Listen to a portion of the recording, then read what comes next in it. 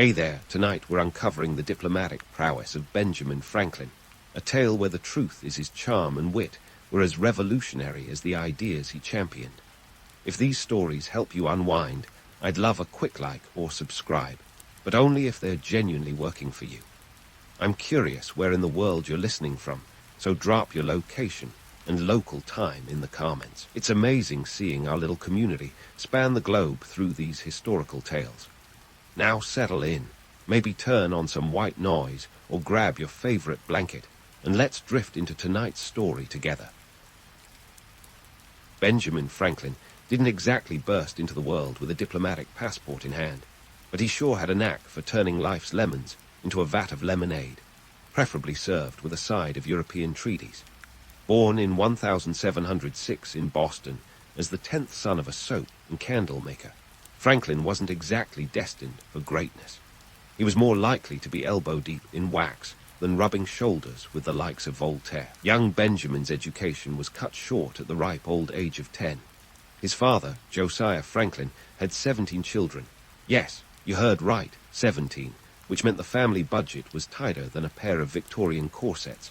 The plan was to make Ben a clergyman, but that required money nobody had. So, the young Franklin was sent off to work in his brother James's printing shop. Talk about a career move. But here's the twist. This move turned out to be a stroke of genius for Ben. Printing wasn't just about ink and paper. It was the internet of the 18th century. A printing shop was where ideas were exchanged, news was made, and occasionally government officials were thoroughly roasted. But young Franklin had a rebellious streak. He detested being under his brother's thumb, so he did what any self-respecting teenager with a flair for the dramatic would do. He ran away. At 17, Ben made his escape to Philadelphia, a journey of about 300 miles that was likely less about teenage angst and more about seeking opportunity. In Philly, he arrived with, as legend has it, a loaf of bread under each arm and exactly 3 pennies in his pocket. Now, whether the bread bit is true or just an early example of Franklinian myth-making, the pennies part was painfully accurate. Philadelphia was where Franklin began his transformation from runaway apprentice to Renaissance man. He worked as a printer, and his voracious appetite for knowledge saw him devour books like they were the latest Netflix series. But it wasn't just about hoarding information. Franklin had a mind that was always questioning, always wondering, how does this work? Or more importantly, how can I make this work better? His curiosity was like a persistent itch he couldn't scratch enough. Franklin's polymath persona wasn't built in a day. He taught himself skills ranging from science to politics, finance to philosophy. He founded the Junto, a club for mutual improvement, essentially an 18th century think tank where members discussed morals, politics, and natural philosophy. This was Franklin's sandbox for honing his diplomatic and persuasive skills. He learned to listen, to argue, to convince. This was networking before linked and made it a digital sport. What set Franklin apart was his ability to navigate between different worlds. He was equally comfortable discussing Enlightenment ideals with European intellectuals or dabbling in colonial politics. This wasn't just a party trick. It was a survival strategy in a colonial America that was increasingly a cultural and political melting pot. Franklin's ability to adapt and adopt, to mold and be molded, was crucial in the volatile world of 18th century geopolitics. And then there was his humor. Franklin knew that a well-placed joke could open doors faster than a battering ram. His Poor Richard's Almanac, first published in 1732, was a treasury of wit and wisdom that made him a household name. It was packed with proverbs that were as sharp as a quill pen. 3 may keep a secret if 2 of them are dead, he quipped, showing he could serve truth with a twist of dark humor. Contrary to some of the fantastical tales spun around his life, Franklin didn't ascend the ranks of society by charming his way with mere charisma alone. His success was built on a foundation of relentless hard work and an insatiable hunger for improvement. His scientific experiments, like the famous kite and key incident, weren't just eccentric hobbies. They were exercises in persuasion and negotiation with the natural world. Sure, he didn't single-handedly invent electricity. That's a myth with a lightning-sized appeal. But he did demonstrate that lightning was a form of electricity, which was a shocking revelation at the time. As Franklin's reputation as a thinker and inventor spread, So did his diplomatic skills. He had a way of making people feel important, a skill that would serve him well when he was sent to France to secure support for the American Revolution. But before any of that, his ability to navigate the treacherous waters of colonial politics and his knack for negotiation were honed in the bustling streets of Philly and the intellectual salons of the colonies. Franklin was a man who wore many hats, literally and figuratively, from a fur hat that became his trademark in France to the metaphorical hats of scientist, inventor, politician, and philosopher. He juggled roles like a seasoned circus performer. Each experience, every success, and failure alike added a layer to his complex character. In essence, the runaway teen who started with nothing but a hunger for knowledge and a rebellious streak had become a man who could parlay his myriad experiences into the art of diplomacy. The skills he developed were the tools that would later help him negotiate alliances that were crucial to the American cause. Franklin's early life was a testament to the power of curiosity, the importance of adaptability, and the effectiveness of a well-timed joke. His journey from a Boston boy with big dreams to a Philadelphia polymath was only the beginning, setting the stage for the diplomatic feats that would follow in the years of revolution and beyond. Franklin's early life was a testament to the power of curiosity, the importance of adaptability, and the effectiveness of a well-timed joke.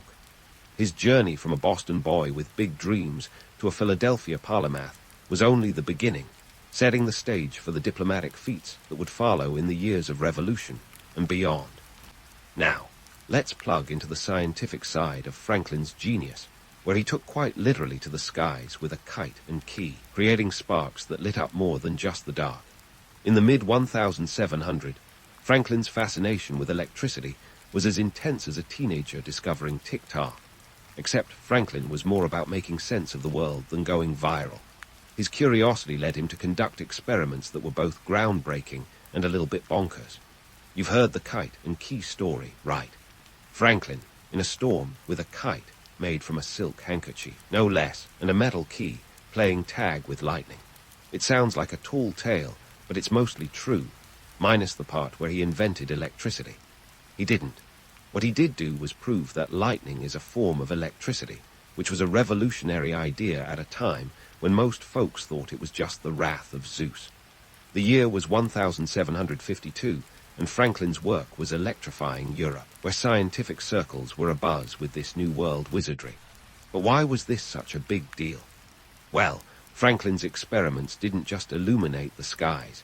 They lit up his reputation across the Atlantic. Europe was the epicenter of the Enlightenment, a period when rationalism was all the rage, and thinkers were looking for natural explanations for the mysteries of the world. Franklin's ability to tether lightning was like holding the torch of Prometheus. He was bringing light to the darkness, quite literally. His findings were published in 1751 in a book titled Experiments and Observations on Electricity, which was translated into several languages and made him an international celebrity. Imagine the 18th century equivalent of trending on Twitter. Franklin became the scientific rock star of the era, hobnobbing with the intellectual elite of Europe. His discoveries were more than just light bulb moments.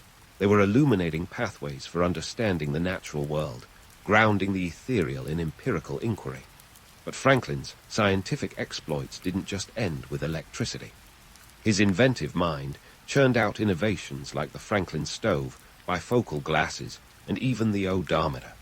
These weren't just gadgets. They were practical solutions to everyday problems.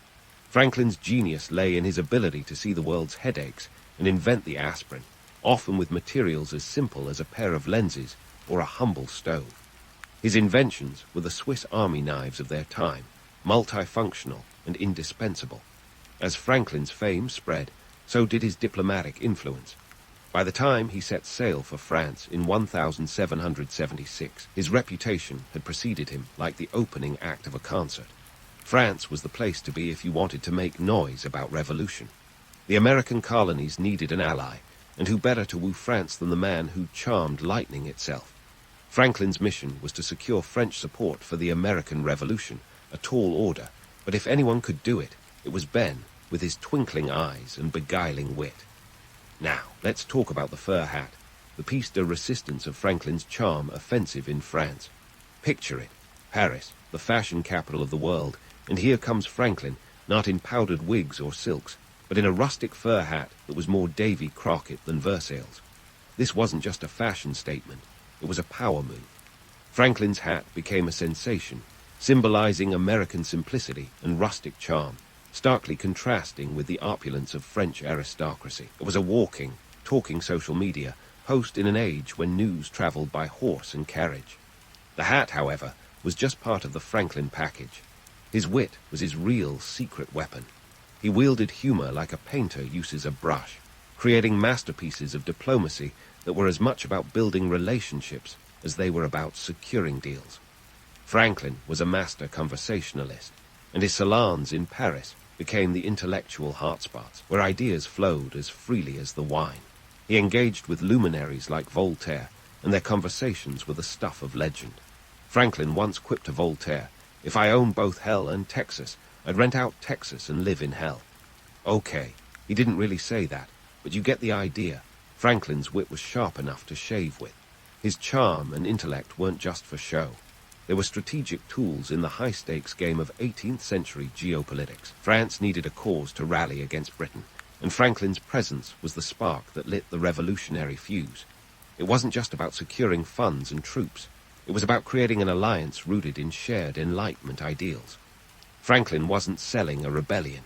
He was selling a revolution, a new world order where liberty, fraternity, and equality weren't just words, but a blueprint for a better future. But let's not romanticize this too much. The French court was a snake pit of intrigue and politics, and Franklin was navigating it with the grace of a ballet dancer tiptoeing through a minefield. The French saw the American Revolution as an opportunity to stick it to the British, their perennial rivals. France's support wasn't just altruism, it was a calculated move in the global chess game. Franklin's negotiations were as much about flattering egos as they were about political strategy. He had to convince the French that supporting the American cause wasn't just a good idea, it was the best idea. And he did so with a blend of diplomacy and charm that was nothing short of electric. When France finally decided to enter the war on America's side in 1778, it was a turning point. Franklin had pulled off the diplomatic coup of the century, securing the resources and support that would prove crucial in the fight for independence. So, while Franklin's scientific achievements were dazzling, it was his ability to turn science into art of diplomacy, that solidified his place in history. His time in France wasn't just about securing an alliance. It was about laying the groundwork for a new nation built on principles of freedom and self-determination. Franklin's fur hat became more than just a quirky accessory. It was a symbol of the revolutionary spirit, a reminder that sometimes the simplest gestures carry the most profound impact. As we continue this journey through Franklin's life, remember this: he was a man of contradictions, a practical dreamer, a humble genius, a rebel with a cause. His story is a reminder that history is shaped not just by grand gestures, but by the everyday acts of those who dare to ask, what if? Franklin's legacy is a testament to the power of curiosity, the art of diplomacy, and the transformative impact of a well-timed hat. Stay tuned as the saga unfolds, and we delve deeper into the revolutionary world that Franklin helped to shape.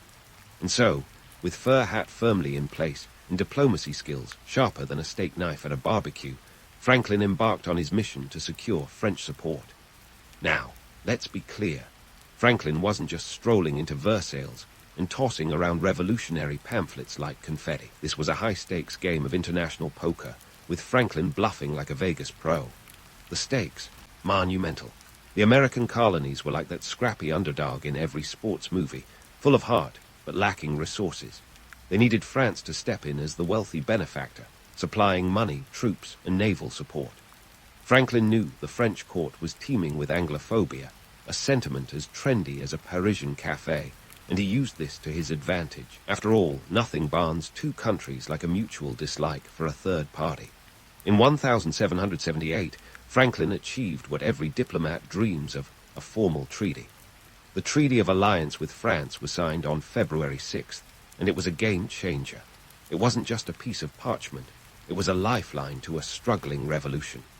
France committed to military support, and in return, the promised not to settle for peace with Britain without French consent. A classic case of I've got your back if you've got mine. Now, you might be thinking, Franklin must have been the sole architect of this masterpiece. Not so fast. The myth of Franklin as the lone wolf of diplomacy is as tempting as a croissant in a Parisian bakery, but it's just that, a myth. Franklin was part of a team, including Silas Deane and Arthur Lee, who were also working the diplomatic circuit, but Franklin was the star attraction, the charming face of the operation, the man who could make a king feel like a commoner and a commoner feel like a king.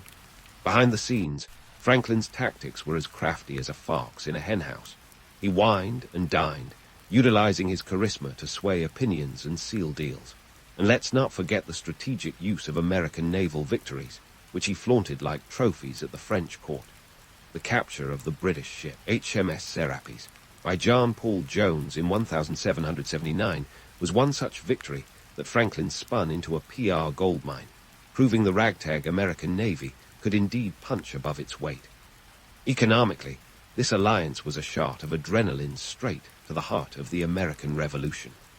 France's financial support was crucial, given that the Continental Congress was more broke than a college student after spring break. The French provided loans totaling approximately 2 billion livres, that's over $13 billion in today's money, a sum that would make any treasurer breathe a sigh of relief. But let's not romanticize the alliance as a purely altruistic gesture. France wasn't just helping out of the goodness of its heart. It had a vendetta against Britain that had been simmering since the 7 Years' War. Supporting the American cause was a strategic move to weaken British influence and rebalance the European power structure. Franklin's genius lay in his ability to make France feel like they were not just joining a revolution, but leading a charge for global change. He sold them a vision of a new world order, and they bought it, hook, line, and sinker. The Treaty of Alliance was more than a diplomatic triumph, was a testament to Franklin's ability to navigate the murky waters of international politics. It showed that diplomacy isn't just about treaties and handshakes.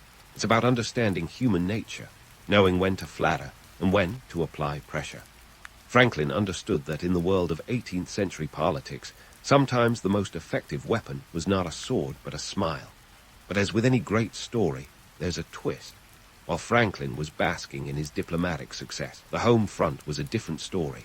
The alliance had its detractors. John Adams, for example, wasn't exactly a member of the Franklin fan club. Adams saw Franklin's approach as too soft, too reliant on charm rather than hardline negotiation. It was a classic clash of personalities. Adams, the puritanical workhorse, Franklin, the genial diplomat. Yet, Franklin's methods were bearing fruit, a reminder that in diplomacy, there's often more than one path to success. Franklin's influence in France extended beyond politics.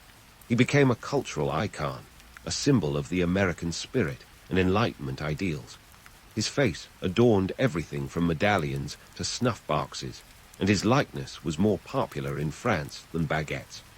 Franklin had managed to turn himself into a brand, an early example of personal marketing genius. His image was used to sell not just the American Revolution, but the idea of a new world where liberty and reason reigned supreme. But let's not gloss over the darker realities. The alliance also came with strings attached. The French support wasn't a blank check, and Franklin knew the U.S. had to deliver on its promises. The pressure to succeed was immense, and every victory was tempered by the knowledge that failure could mean losing French support. It was a precarious balancing act, with Franklin walking a diplomatic tightrope over a chasm of potential disaster. Despite the challenges, Franklin's diplomatic acrobatics paid off. By the time the British surrendered at Yorktown in 1781, the alliance with France had proven invaluable. French troops and naval forces were instrumental in the victory, a testament to the power of strategic alliances in warfare. Franklin's work in France didn't just tip the scales in favor of the American colonies. It reshaped the geopolitical landscape, setting the stage for the birth of a new nation. As we pause in the saga of Franklin's diplomatic exploits, remember this. Franklin was more than a historical footnote. He was a master of reinvention, a man who could adapt to any situation, whether it was a stormy sky or a stormy negotiation table. His ability to blend science with diplomacy, humor with strategy, and vision with reality made him a key architect of the American Revolution. The Treaty of Alliance was not just a document, it was a testament to Franklin's genius, a reminder that sometimes the most profound changes come from those willing to challenge the status quo and ask, what if? Stay tuned as we delve deeper into the revolutionary world that Franklin helped to shape, exploring how his legacy continues to influence the art of diplomacy and the pursuit of liberty. Franklin's story is far from over, and there are still more chapters to unravel in this tale of wit, wisdom, and revolutionary fervor. If Franklin's hat was the symbol of American rustic charm, his diplomacy was the bedrock of revolutionary strategy. But as with any glittering facade, there was a price, both financially and personally. Now, let's dive into Franklin's later years in France, where the stakes were higher than a hot air balloon and the consequences as heavy as a lead kite. Franklin, by this time, was like the Energizer Bunny of diplomacy. He kept going and going, but not without some wear and tear. The man was in his 70s, an age when most people were contemplating retirement, not revolution. His health was starting to show the strain of his transatlantic toils. Gout, the aristocrat's ailment, plagued him, and his infamous love for rich French cuisine certainly wasn't helping. Imagine trying to negotiate international treaties while your feet feel like they're on fire. Talk about adding insult to injury. But Franklin wasn't one to let a little thing like excruciating pain stop him. He soldiered on, navigating the labyrinthine politics of France with the agility of a chess grandmaster. The French court was a dazzling spectacle of opulence and intrigue, where alliances were as fickle as fashion trends. Franklin had to keep his wits sharper than a guillotine blade to stay ahead of the game. His secret, a blend of charm, intellect, and an uncanny ability to read people like a book. Franklin's social circle in Paris was a who's who of Enlightenment thinkers, artists, and aristocrats. His close friendship with the likes of Madame Brillan and Madame Helvetius not only gave him insight into French society, but also provided a softer touch to his diplomatic endeavors. Franklin was a regular at salons, where the conversation was as rich as the pastries, discussing everything from philosophy to politics. These gatherings were not just about idle chatter. They were the social media of the 18th century, where ideas spread as quickly as gossip. Yet, the costs of Franklin's diplomatic mission were not just measured in personal sacrifice. The financial burden on the American colonies was immense. France's loans, totaling over 2 billion livres, were a double-edged sword. They were a lifeline, but came at the price of future debt that would weigh heavily on the fledgling nation. The colonies were essentially writing checks their future selves would have to cash, a gamble that could have easily backfired had the revolution not succeeded. Franklin was acutely aware of the precariousness of the situation. He had to ensure that the French court remained committed to the American cause, even as the war dragged on and the costs mounted. It was a constant juggling act, balancing gratitude with requests for more aid. Imagine trying to keep a poker face while asking for yet another loan, knowing that failure wasn't an option. Franklin's diplomatic finesse was his ace in the hole, and he played it masterfully. But let's not paint Franklin as a saintly figure without flaws. He was known for his ability to play the political game, sometimes bending the truth like a contortionist at a circus. He was a man who understood the power of perception, using it to his advantage at every turn. When reports reached France that the American war effort was faltering, Franklin spun tales of resilience and resolve, projecting an image of a struggle that was on the cusp of victory. Whether these stories were a mix of truth and optimism, or a bit of wishful thinking, is up for debate. Franklin's relationship with the French wasn't without its complications. There were tensions and misunderstandings, like a sitcom without the laugh track. Yet, through it all, Franklin managed to maintain the trust and support of his French allies. His ability to navigate these turbulent waters was a testament to his diplomatic genius, a skill honed through decades of experience and a lifetime of curiosity. While Franklin was working his magic in Paris, the American Revolution was experiencing its own growing pains. The financial strain was enormous, and the Continental Congress was constantly scrounging for funds. Paper money was being printed faster than a tabloid's latest scandal, leading to rampant inflation. Prices soared, and the economic reality back home was as bleak as a winter in Valley Forge. Franklin knew that the success of the revolution depended not just on military might, but on economic stability. a fact that weighed heavily on his mind. Yet, despite these challenges, Franklin's time in France was marked by a series of diplomatic victories. The Treaty of Amity and Commerce, signed alongside the Treaty of Alliance, opened French ports to American ships, providing much-needed trade opportunities. This was a lifeline for the American economy, allowing the colonies to access goods and resources that were otherwise out of reach. Franklin's ability to secure these agreements was a masterclass in negotiation, a reminder that diplomacy is often about creating win-win situations. Franklin's later years in France were a blend of triumph and turmoil, a period when his health was failing, but his determination never wavered. He was a man of contradictions, a revolutionary in a three-piece suit, a pragmatist with the soul of a dreamer. His legacy in France was not just as a diplomat, but as a cultural icon, a symbol of the American spirit and Enlightenment ideals. He was a living testament to the power of wit, wisdom, and the occasional glass of Bordeaux. As we continue to follow Franklin's journey, it's clear that his story is far from over. His ability to navigate the complex social and political landscape of France was a key factor in the success of the American Revolution, but it came at a cost. The financial strain on the colonies and the toll on Franklin's health were reminders that even the greatest triumphs come with sacrifices. Yet through it all, Franklin remained a beacon of hope and a master of reinvention, a testament to the power of diplomacy and the enduring human spirit. Stay tuned as we delve deeper into the revolutionary world that Franklin helped to shape, exploring how his legacy continues to influence the art of diplomacy and the pursuit of liberty. And so, the curtain falls on Franklin's French escapades, leaving us to ponder the legacy of this kite-flying, fur-hat-wearing diplomat. The man was a whirlwind of contradictions, part philosopher, part politician, and yes, part myth. But let's peel back the layers of legend and look at the raw materials of reality. Franklin's contributions to diplomacy and the founding of the United States were as foundational as the bricks in Independence Hall. To start with, Franklin's diplomatic strategy was revolutionary in itself. Before his time, diplomacy was largely a game of thrones, literally. Monarchs exchanged courtiers more than ideas, and alliances were as stable as a house of cards. Franklin, however, brought a new approach to the table, diplomacy as a dialogue, not a decree. His negotiations weren't just about securing alliances. They were about fostering relationships, understanding motivations, and building mutual respect. In doing so, he helped lay the groundwork for modern diplomatic practices, where empathy and engagement are as crucial as any treaty signature. Franklin also understood the power of public perception long before the age of PR firms and spin doctors.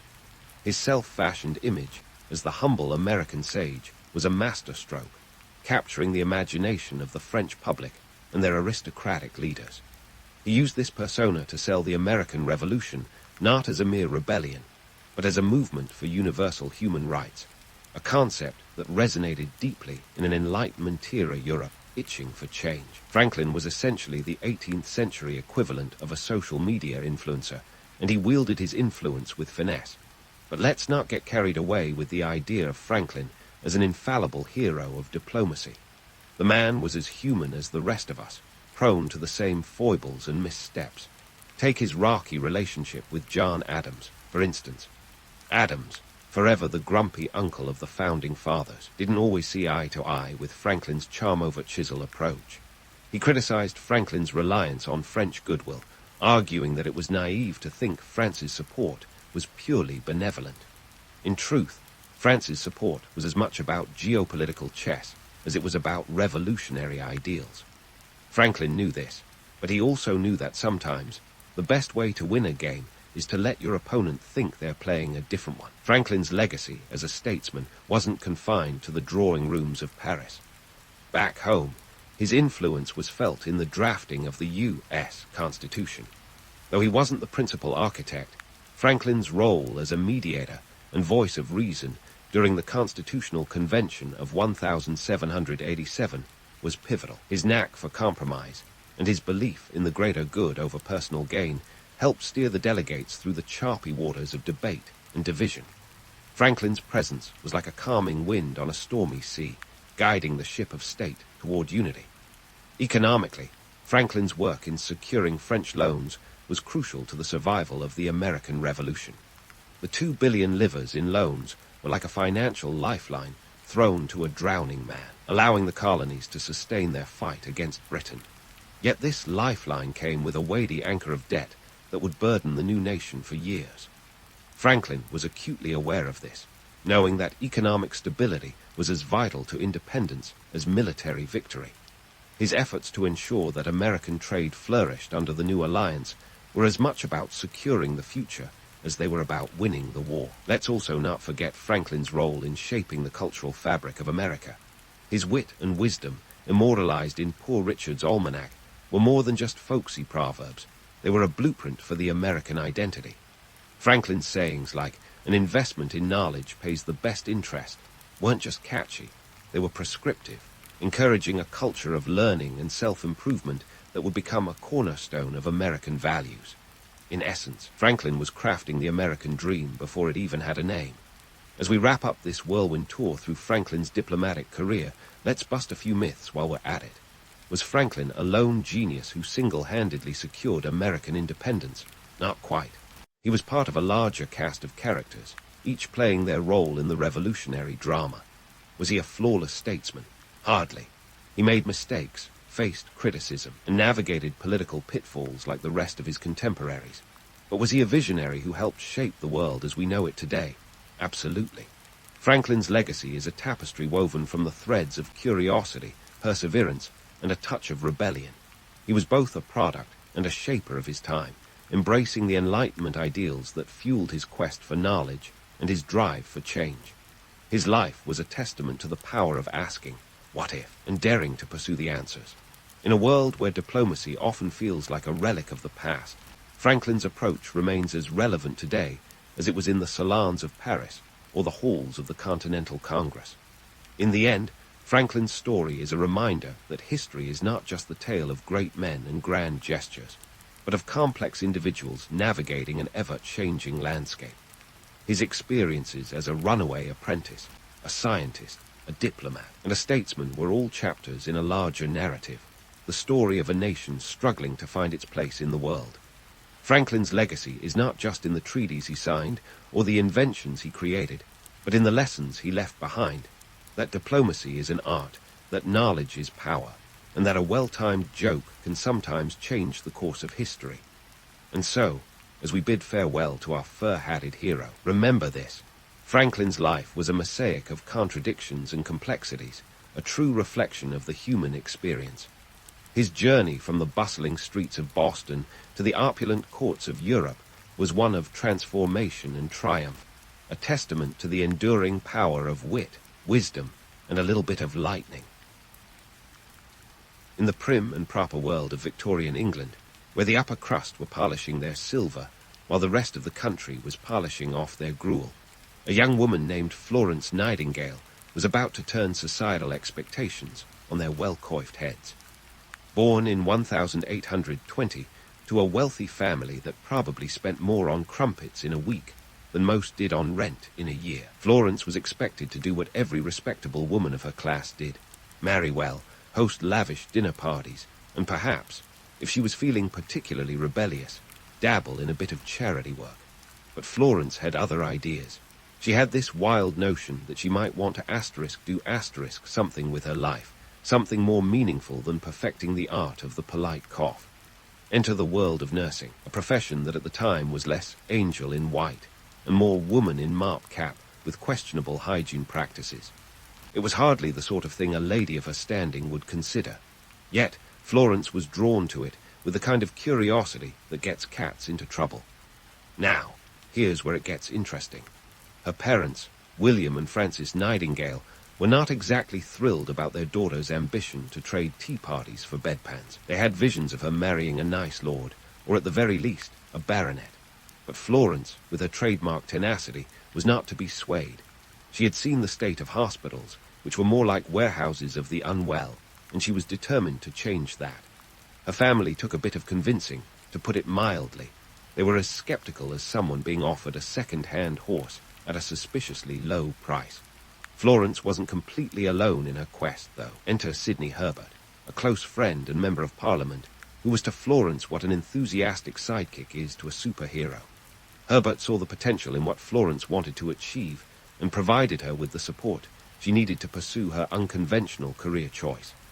He was the kind of ally who, while not exactly jumping on the hospital bandwagon himself, was more than happy to lend a push. With Herbert's encouragement and a healthy dose of sheer determination, Florence managed to get her foot in the door of the nursing world. By the time she was in her early 30s, she had already taken on the role of superintendent at a women's hospital in London. This was no small feat, considering most of her contemporaries were still grappling with the complexities of organizing a proper afternoon tea. Florence's journey wasn't just about breaking through societal expectations. It was about redefining them. She took what was seen as a lower-class job and turned it into a calling.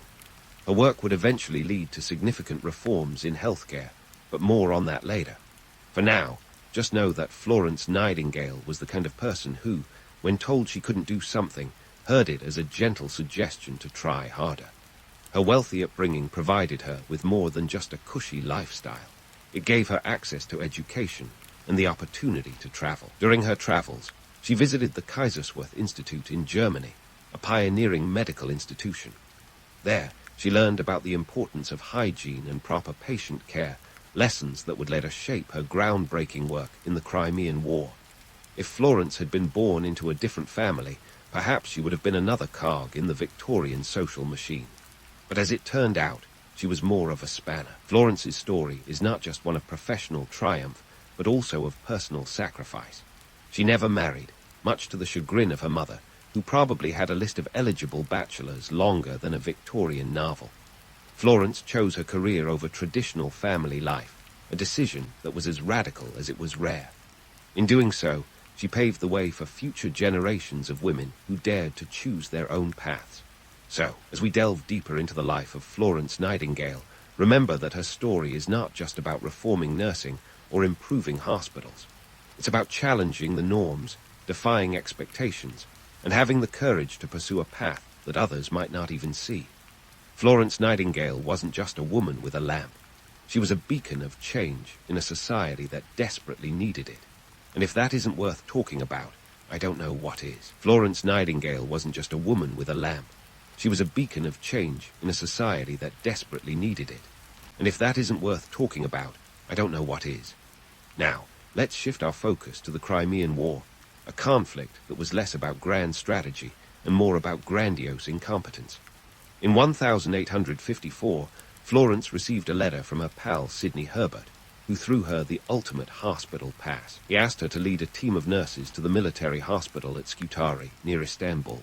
The place was an absolute disaster, and if you thought a messy dorm room was bad, you haven't seen anything yet.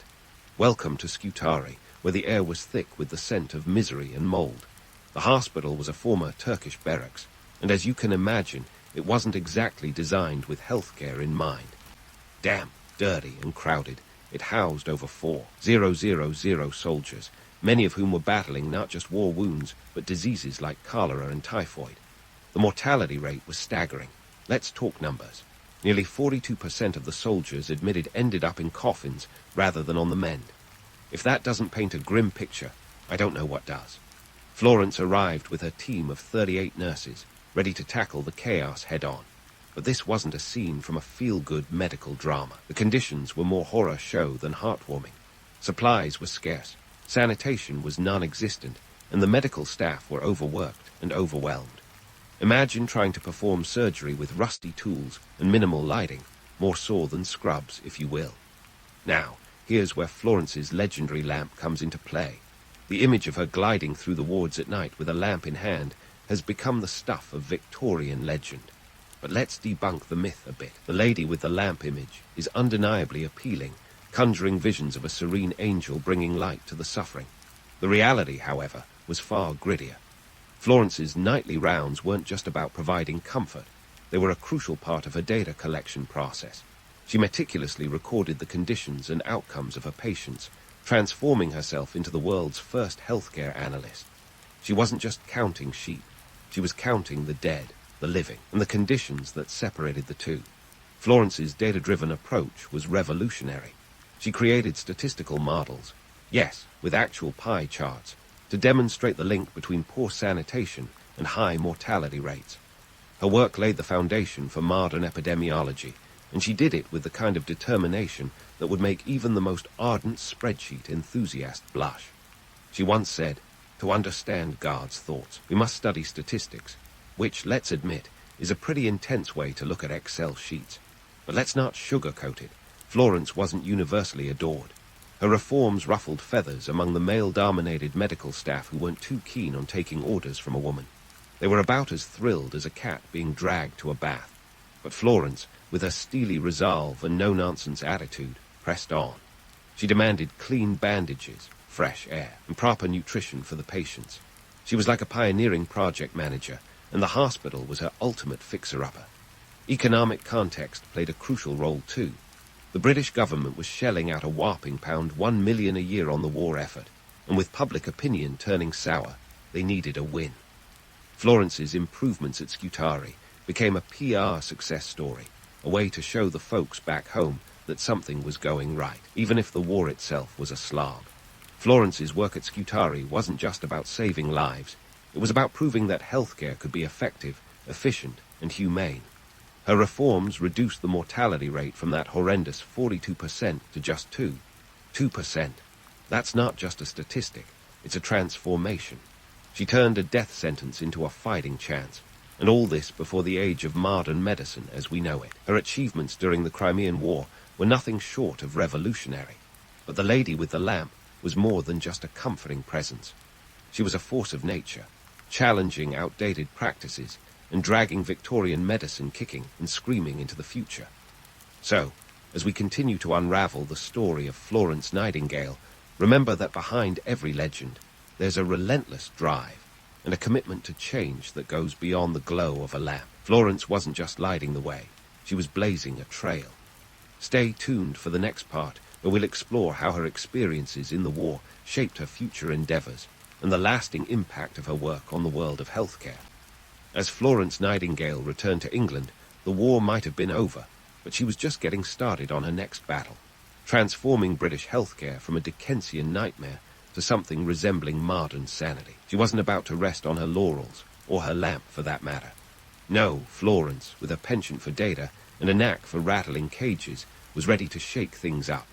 Now, let's talk about those polar area charts, also known as Nightingale roses, a name that sounds as pleasant as a garden tour, but is actually the statistical equivalent of a mic drop. Picture this. Florence took the dry realm of statistics and turned it into a visual spectacle, transforming rows of numbers into a vibrant floral display of mortality rates.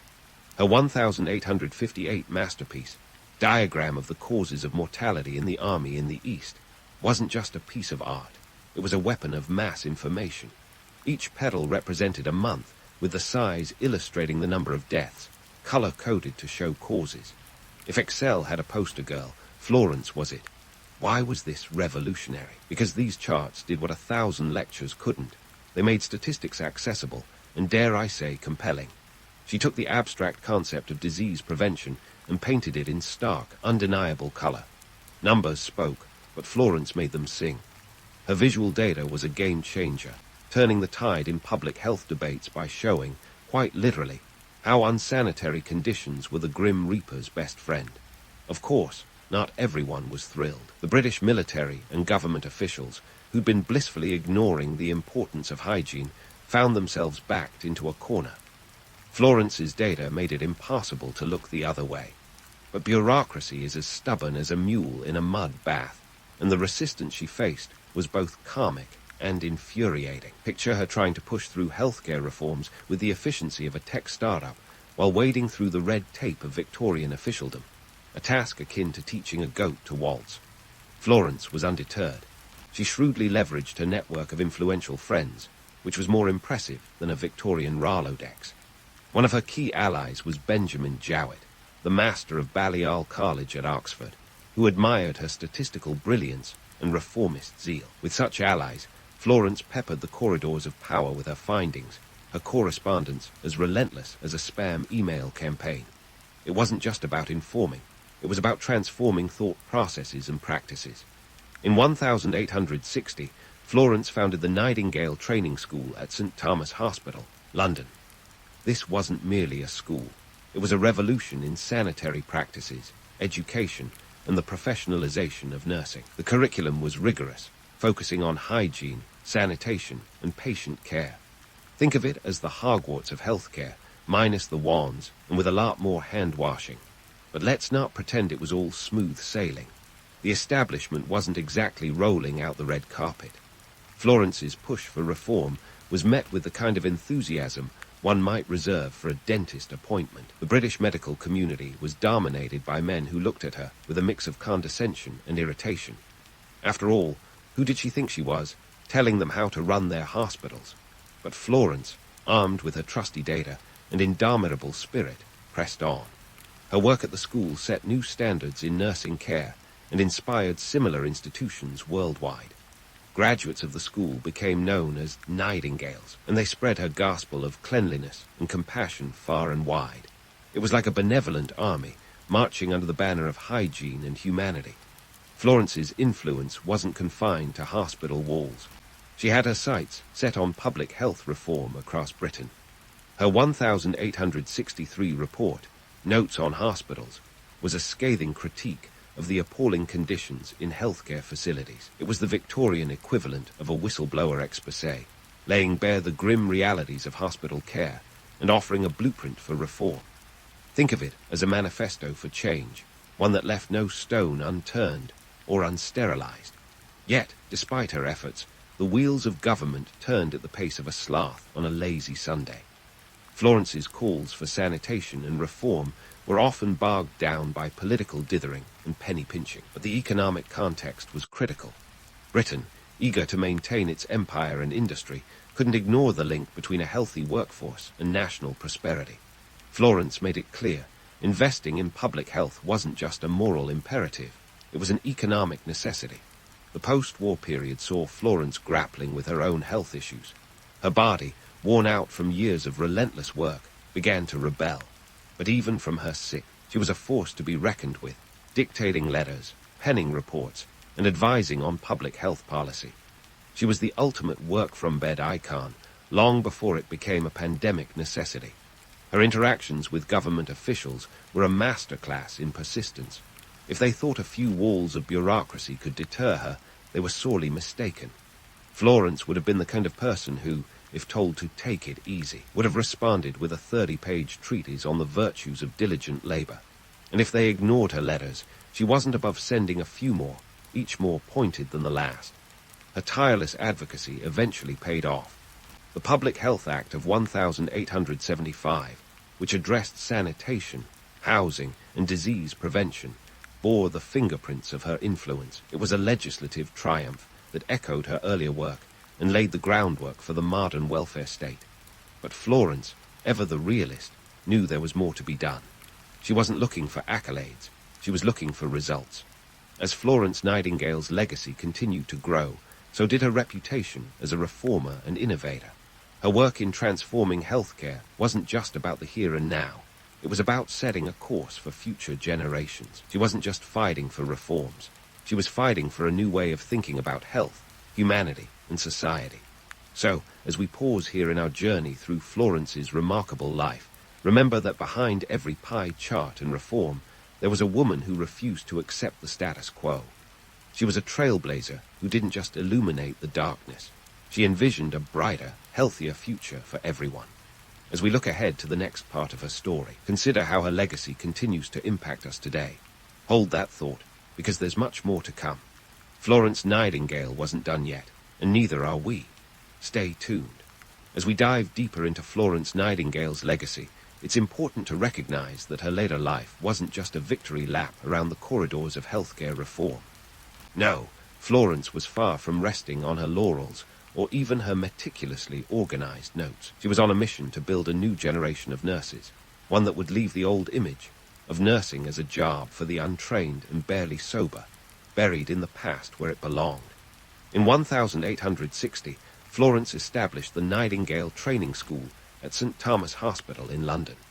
This wasn't your average finishing school for young ladies. No lessons in embroidery or genteel conversation here. unless you count the finer points of polite bedside manner. Her school was a crucible of medical rigor and discipline, forging nurses who were as sharp as the scalpels they wielded. Florence was setting out to professionalize nursing, and she wasn't taking half measures. Now, let's unpack the kind of standards Florence was demanding. Imagine running a boot camp with less shouting and more washing of hands. Her curriculum was exhaustive, emphasizing hygiene, patient care, and discipline. It was like a tough-love approach to healthcare, with Florence acting as the ultimate drill sergeant of cleanliness. She believed that a nurse's duty was both an art and a science, and she crafted her training program to reflect that philosophy. The students at the Nightingale training school were taught to view nursing as not just a job, but a calling. They learned everything from the importance of sanitation, Florence's pet subject, to the subtleties of patient observation. She wanted her nurses to be detectives of disease, solving the mystery of illness with the kind of observational skills that would make Sherlock Holmes proud. And let's not forget the importance of statistics, Florence's other great love. Data wasn't just a tool, it was a weapon in the fight against disease. Florence's school was a beacon of change, lighting the way for similar institutions worldwide. It set the gold standard for nursing education and inspired the establishment of training schools in America, Canada, and beyond. Her graduates, known as Nightingales, carried her teachings back to their home countries, becoming the apostles of her healthcare gospel. It was like a benevolent form of colonialism, one where the empire was built on cleanliness rather than conquest. Of course, Florence's rigorous standards came at a price. She was a demanding leader, expecting nothing less than excellence from her students. This wasn't a place for half-hearted attempts or lackadaisical attitudes. Florence was tough, and she expected her trainees to be tougher. Her teaching methods were as relentless as her drive for reform, and not everyone thrived under the pressure. Some students found her demanding nature intimidating, but Florence saw this as a necessary filter. After all, if you couldn't handle the heat of the training school, you certainly couldn't handle the chaos of a Victorian hospital ward. Now, let's talk personal sacrifices. Florence Nightingale's commitment to her work was as unyielding as the medical bureaucracy she battled. She dedicated her life to reform, often at the expense of her own health and happiness. Florence never married, choosing instead to devote herself fully to her career.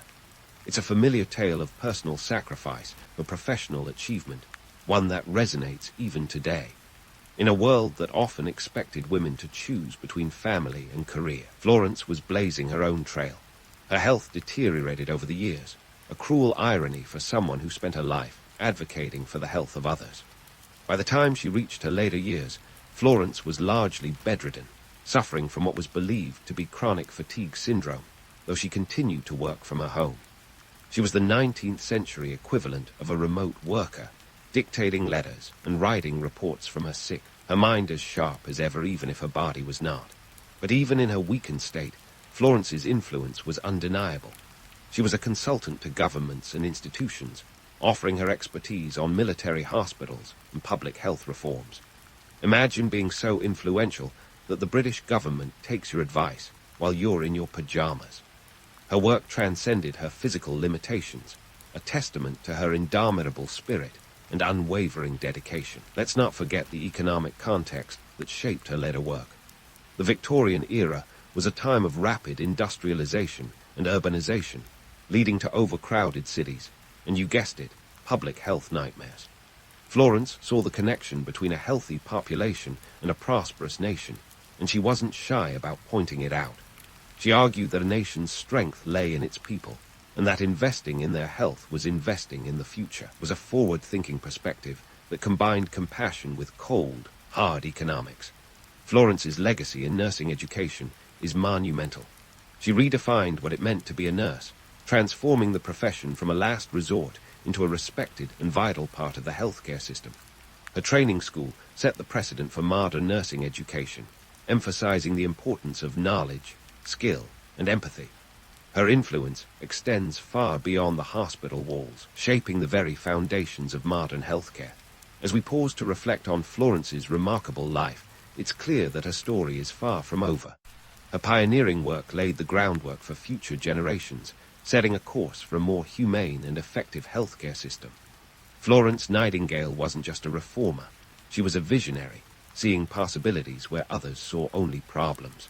She took the lamp and showed us the way, not just through the darkness of disease, but toward a brighter, healthier future. So, as we wrap up this chapter of Florence's life, remember that her legacy is not just about the past. It's about the ongoing journey toward a better world, one where healthcare is a right, not a privilege. Florence Nightingale wasn't just a woman of her time. She was a woman for all time, lighting the way for generations to come. Stay tuned for more, because Florence's story is one that continues to unfold, inspiring us to push the boundaries of what's possible in the world of healthcare. Florence Nightingale's story is like a symphony that doesn't just end with a flourish, but echoes on, influencing the very notes of modern healthcare. Let's dive into the grand finale of her life, a narrative filled with triumphs, trials, and a touch of Victorian drama. It's a tale that still resonates today, not just in the annals of nursing, but in the corridors of every hospital worldwide. First up, let's tackle the myths. The romantic notion of Florence as the serene lady with the lamp, ethereally wandering hospital wards, gently illuminating the suffering with her angelic aura. It's a lovely image, isn't it? But the reality was far from genteel. Florence was more akin to a data-driven dynamo, wielding her lamp not just to comfort, but to conduct the kind of nightly inspections that would make a modern auditor proud. Her rounds were less about ethereal presence and more about gathering hard evidence to reform what was essentially a health crisis masquerading as medical care. Florence's influence on nursing was seismic, like an earthquake that reshaped the landscape of healthcare. She didn't just raise the bar, she tossed it into the stratosphere. Her insistence on sanitation, proper nutrition, and a disciplined approach to patient care transformed nursing from a job into a respected profession. By 1910, the year of her death, nursing was recognized as a serious career path, with a Nightingale training school leading the charge. The school produced over 1,000 trained nurses in its first 30 years, each one a testament to her rigorous standards. Now, let's not forget Florence's role as a statistical pioneer.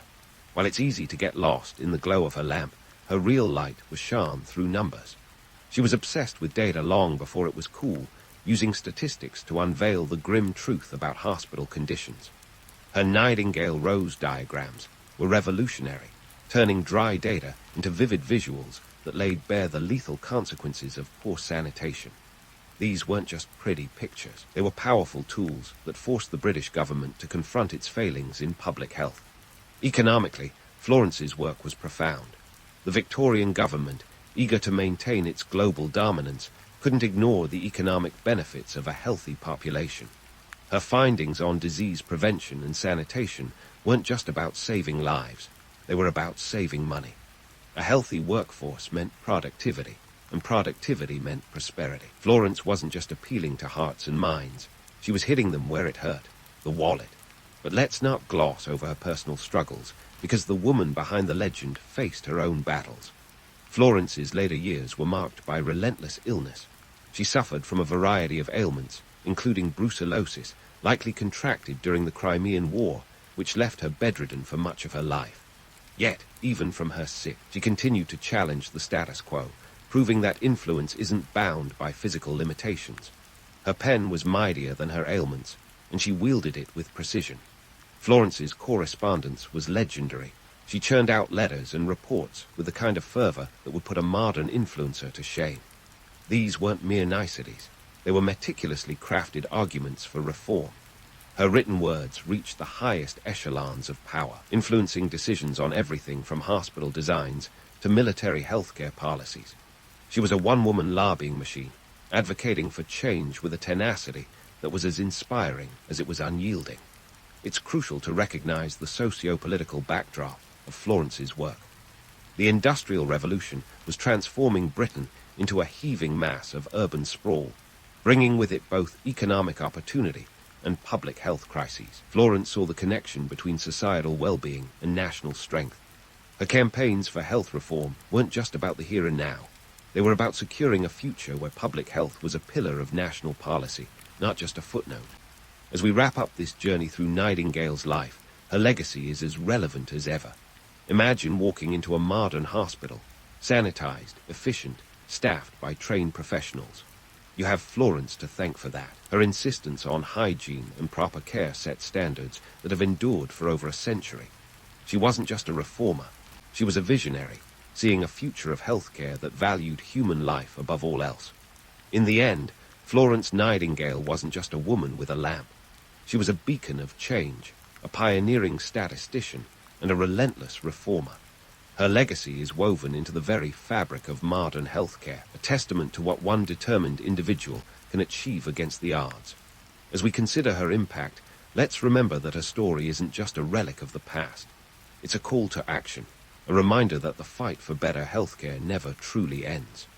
In a world still grappling with public health challenges, Nightingale's lamp continues to light the way, guiding us toward a future where health and humanity walk hand in hand. If you found yourself wandering the sandy expanse of the Jordanian desert 2,000 years ago, you might have stumbled upon something that would make even the most seasoned traveler do a double-take: the city of Petra. This wasn't just any city carved into the rose-red cliffs. This was the Nabataean capital, a place that made its mark in history as the Las Vegas of the ancient world, minus the neon lights and Elvis impersonators, of course.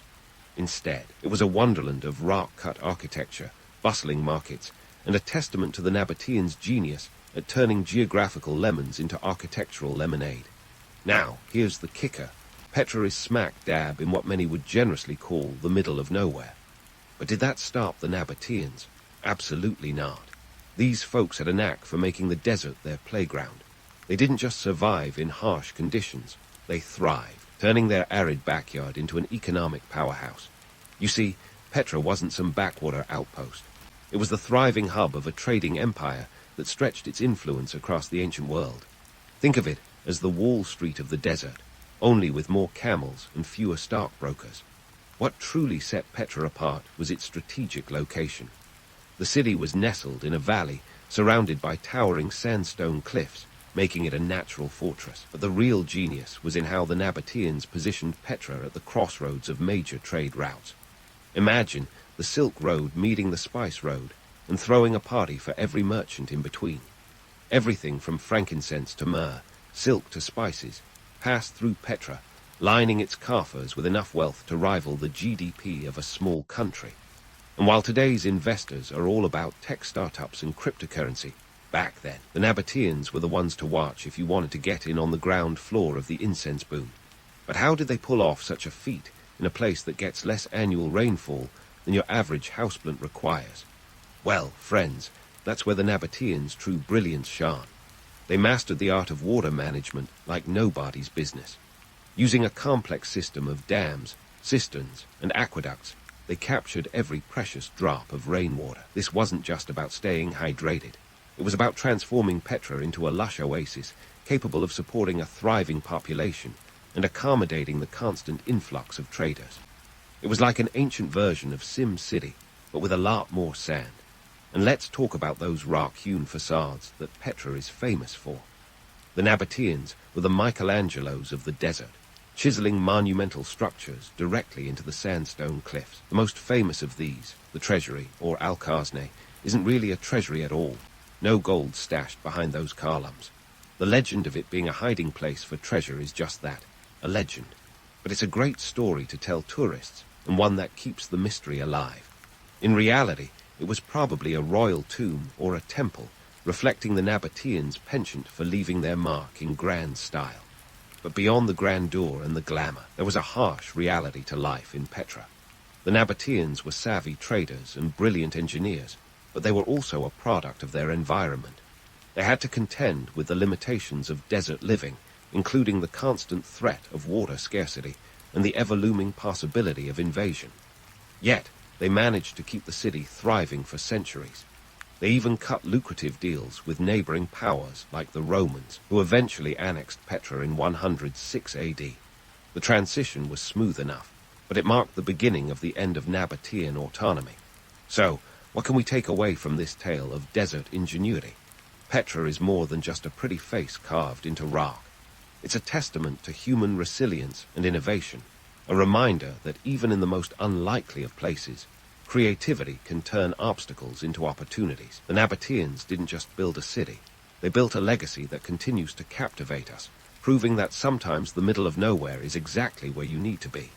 And speaking of the middle of nowhere being exactly where you need to be, let's dive into the Nabataeans' secret sauce, their engineering wizardry, especially their water management system. This wasn't just any old DIY project you might tackle over a long weekend. No, this was a full-blown ancient engineering masterpiece that would make modern urban planners weep into their blueprints. Picture this, a city in the desert, where rainfall is about as common as a snowstorm in the Sahara. Yet, Petra flourished like a lush oasis. How? The Nabataeans were the original water whisperers.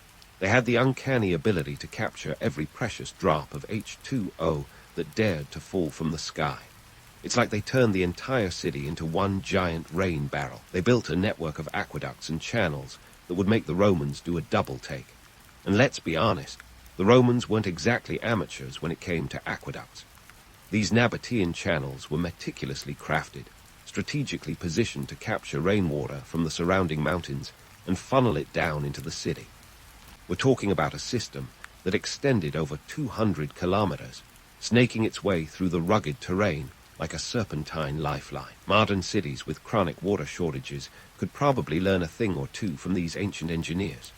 Now, when it comes to saving water, the Nabataeans were the ultimate hoarders. They carved out massive cisterns into the rock, storing enough water to last through the bone-dry seasons. Some of these cisterns had a capacity of over 1,000 cubic meters. That's a lot of water, enough to fill several Olympic-sized swimming pools, or perhaps more pertinently, enough to keep Petra's residents and their herds of camels hydrated and happy. But it wasn't just about stockpiling water like it was going out of fashion. The Nabataeans were all about making it rain, figuratively, of course, in the desert. They transformed Petra into an agrarian Eden where crops could thrive and sustain the bustling populace. This wasn't just survival, it was thriving in style. And speaking of style, let's talk about those rock-hewn facades again. The Nabataeans were the maestros of sandstone, carving entire structures into the cliffs with a finesse that would make Michelangelo bow in respect. The treasury, with its ornate facade, is the crown jewel, but it's just the tip of the architectural iceberg. There are over 800 tombs, temples, and buildings etched into the landscape, each one a testament to human persistence and creativity. Now, you might be wondering, how did they manage to carve these intricate designs into unforgiving rock? Well, it wasn't a walk in the park. The Nabataeans used a combination of simple tools, hammers, chisels, and a good deal of elbow grease. They employed a top-down approach, starting from the top of the facade and working their way down.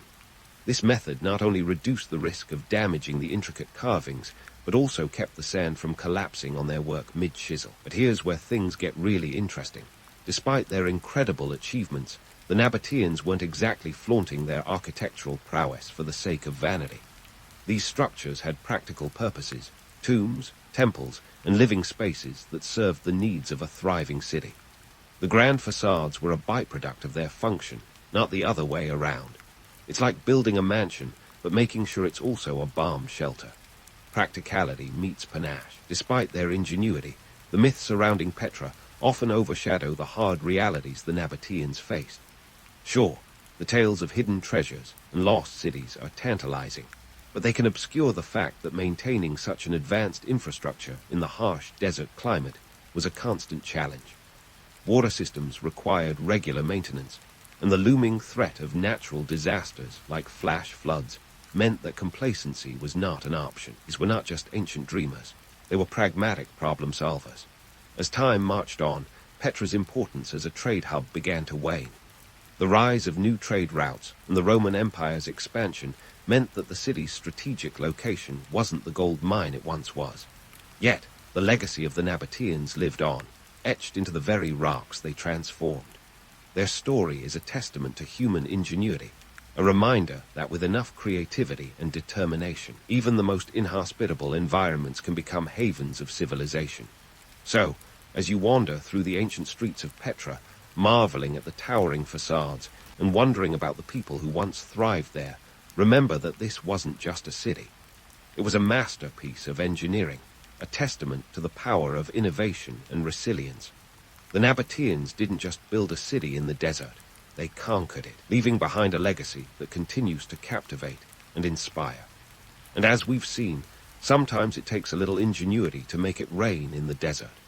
And while we've marveled at the Nabataeans' knack for playing Sim City in the desert, let's not forget that behind every mighty empire lies a bustling metropolis filled with people living their daily lives. Enter Petra, the ancient world's equivalent of a cosmopolitan cocktail party where everyone from Roman traders to Arabian nomads rubbed shoulders. Now, the Nabataeans might have been the architectural rock stars of their day, but their real genius was creating a society that thrived on diversity, even if it sometimes felt like herding cats. So, who exactly were these Nabataeans? Imagine a group of desert-dwelling nomads who one day decided that living out of tents just wasn't cutting it anymore. They settled down in Petra around the 4th century BCE and transformed into a society that was as complex as it was resourceful. While their origins remain a bit like trying to find a needle in a haystack made of sand, what we do know is that they spoke a dialect of Arabic and had an economy that ran on the good old hooves of camels. These beasts of burden were the Teslas of the ancient trade routes, minus the charging stations. Petra wasn't just a pit stop for caravans. It was the grand central station of the ancient Near East. This wasn't a one-culture show. With its location at the crossroads of trade routes stretching from Yemen to Syria, Petra was a melting pot of influences. Romans, Greeks, Egyptians, and Persians all had a cameo in this real-life cultural mashup. You could say the Nabataeans were the original hipsters, borrowing architectural styles and cultural practices like they were collecting vintage records. This cosmopolitan nature wasn't just about aesthetics. It translated into a society that thrived on a unique blend of influences. Their religion, for instance, was an eclectic mix, featuring a pantheon of gods that included a few familiar faces like Zeus and Isis. But they didn't just import deities. They had their homegrown gods too, with Dashara being the head honcho. You might say he was the Zeus of the desert, minus the thunderbolts, but with a great view of the rock-cut skyline. Politically, Petra was no democratic utopia, but it was sophisticated for its time. The Nabataean kings ruled with a firm hand, but they weren't the kind to micromanage every grain of sand. They knew that maintaining a thriving trade hub meant keeping peace with their neighbors. This meant striking deals that would make any modern diplomat proud. When the Romans came knocking, the Nabataeans didn't slam the door. They opened it just wide enough to let in Roman goods without losing their autonomy. It was a delicate balancing act that kept Petra in the game for centuries. Now, let's talk about the bureaucratic circus that must have been managing Petra's diverse populace while keeping those trade routes humming. Imagine the scene. A bustling city filled with traders from across the known world, each with their own customs, languages, and peculiarities. It's enough to give any city planner a headache. The Nabataeans had to juggle tariffs, trade agreements, and the ever-important task of keeping the peace. It was like running a modern-day UN summit, but with fewer translators and more camels. And amidst this organized chaos, Petra wasn't just about business. It was a city that thrived culturally.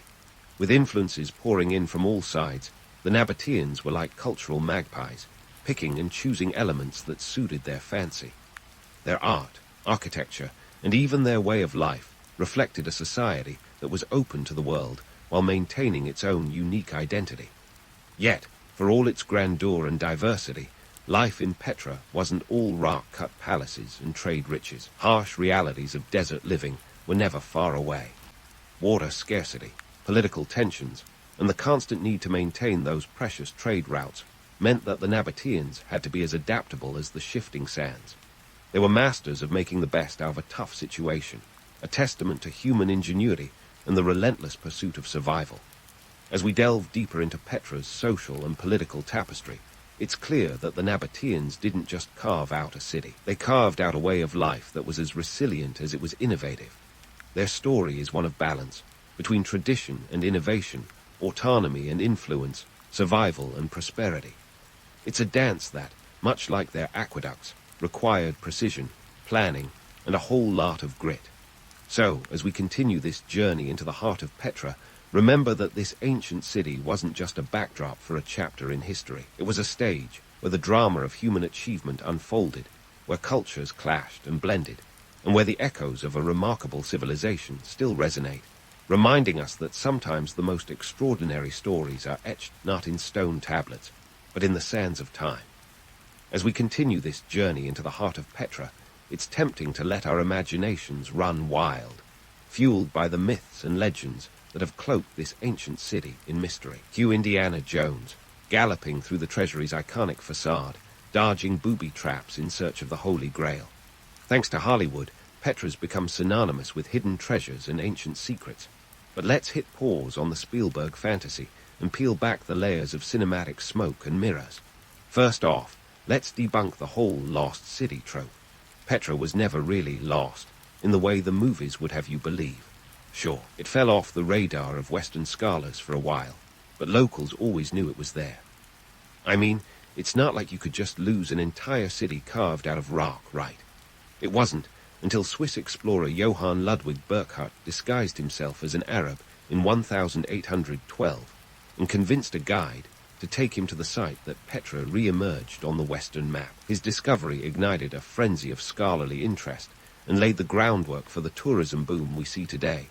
So, next time you hear someone call Petra a lost city, just remind them it was more like a city temporarily misplaced by historians. Now, about those tales of hidden treasures, another juicy myth that's as sticky as a date plucked from a Nabataean market. The treasury, or Al-Khazne, got its name from a legend that bandits or pirates hid their loot in the urn atop its facade. Spoiler alert, no gold coins have ever been found, just a lot of sandstone. The treasury was likely a royal tomb or a temple, but the allure of treasure hunters keeps the legend alive.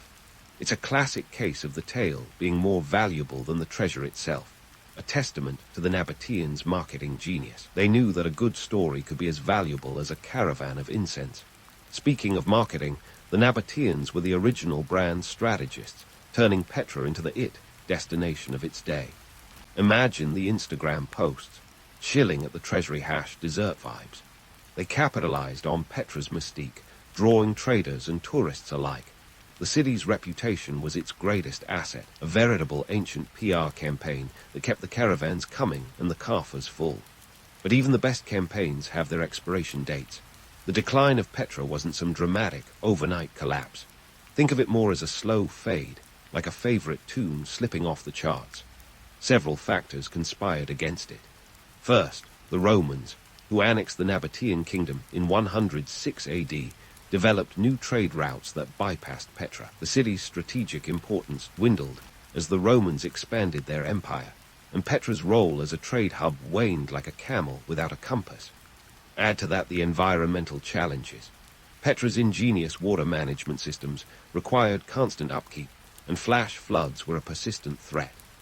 Earthquakes in the 4th and 6th centuries AD delivered further blows, damaging infrastructure and prompting residents to seek safer ground. By the time the Byzantine era rolled around, Petra was more a shadow of its former self than the bustling metropolis it once was. Yet, Petra's story didn't end with its decline. Its rediscovery in the 19th century sparked a new chapter, transforming it into a magnet for adventurers, archaeologists, and eventually tourists. Today, around 1 million visitors traipse through Petra each year, snapping selfies in front of the treasury and pondering the lives of the Nabataeans. It's a testament to the enduring power of place, proving that even without treasure chests or holy relics, Petra is a gem worth exploring. But let's not get too swept away by romance. Behind the allure is a hard reality. Preserving Petra is an ongoing challenge.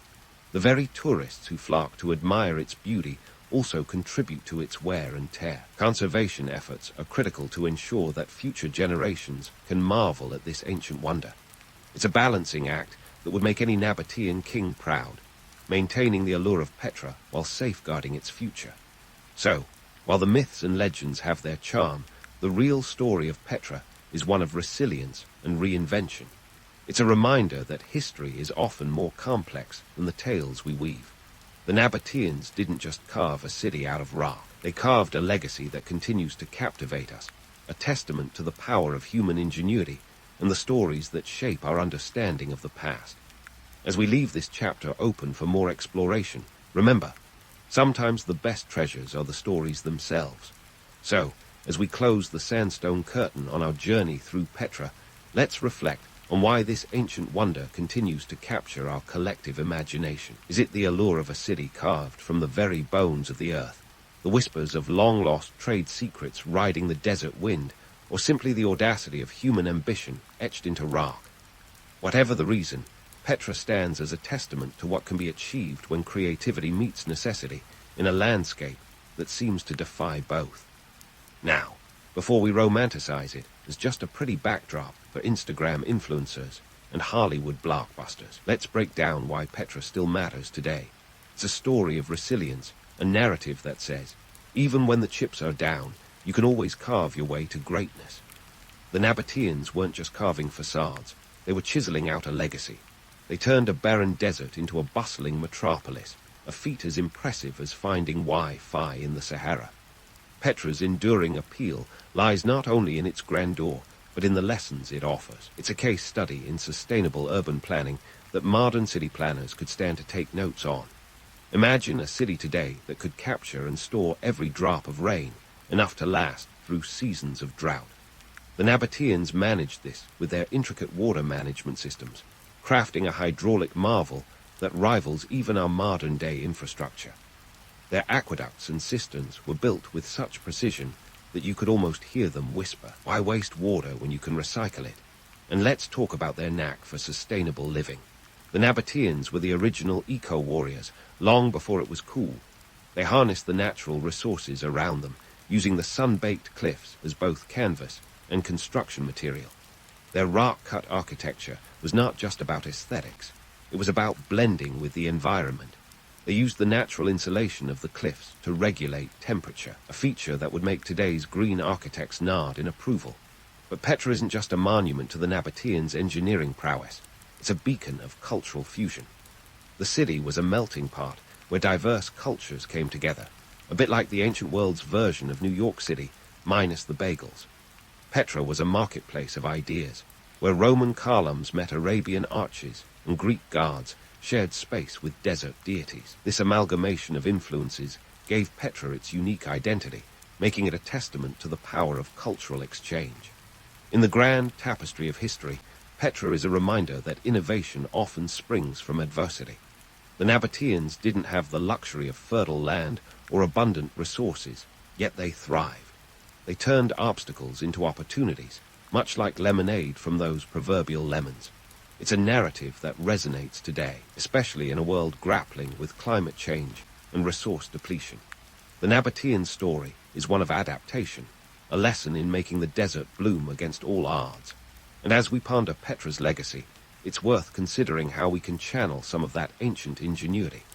Imagine cities today that take a page from Petra's playbook, not just conserving resources, but living in harmony with their environments. The Nabataeans may have lived millennia ago, but their approach to urban planning is as relevant as ever. They've left us with more than just an archaeological marvel. They've given us a blueprint for resilience. So, the next time you find yourself overwhelmed by the challenges of modern life, remember the Nabataeans. Remember that they built a city in the middle of nowhere and made it the center of everything. They didn't just survive, they thrived, crafting a legacy that continues to inspire. Petra is more than just a wonder of the ancient world. It's a celebration of the human spirit, a reminder that with enough grit and imagination, we can turn even the harshest landscapes into places of beauty and wonder. As we wrap up this journey, let's tip our hats to the Nabataeans, those ancient rock stars who showed us that sometimes the best way forward is to carve your own path, even if it's through solid rock. And with that, we leave the streets of Petra behind, but not the lessons it imparts. Because if there's one thing Petra teaches us, it's that the past isn't just a foreign country, it's a guidebook for navigating the future. If you ever thought your home renovation project spiraled out of control, let's chat about the Parthenon, ancient Athens version of a lavish, stone-sculpted statement piece.